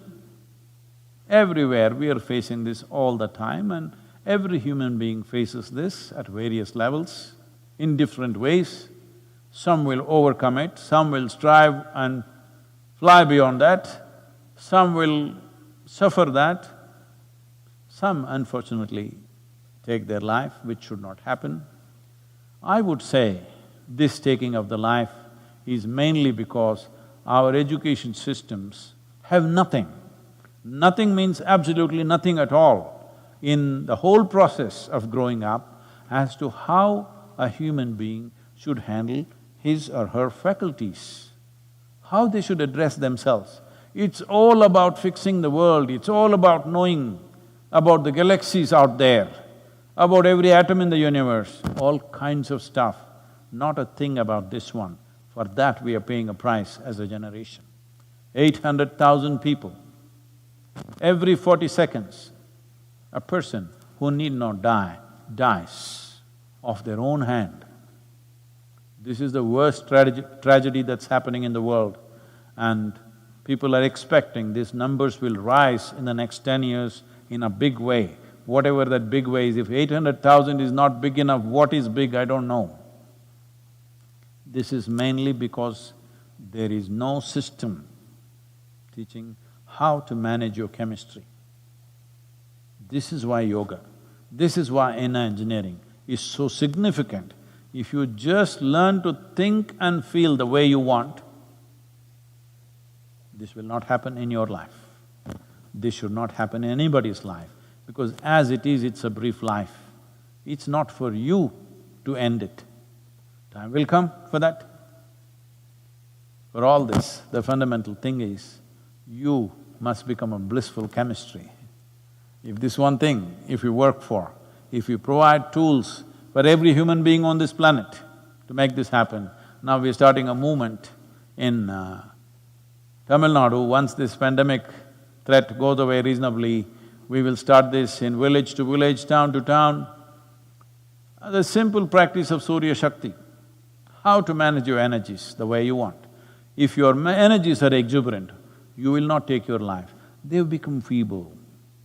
They might not have become feeble because of physiological conditions. They've become feeble, suppressed by the weight of your psychological stuff.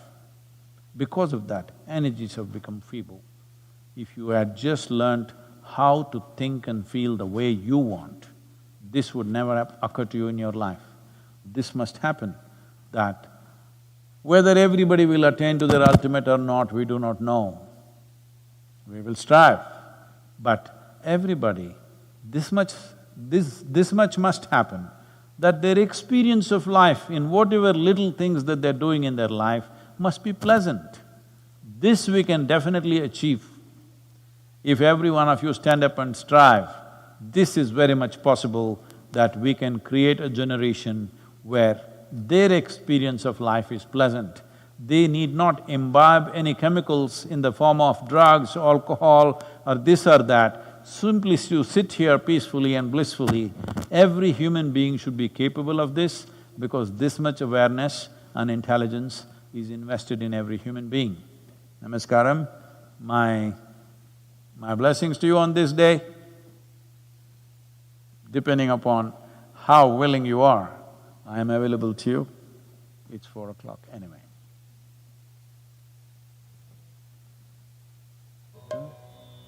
Is there sound sufficient? Say this after me.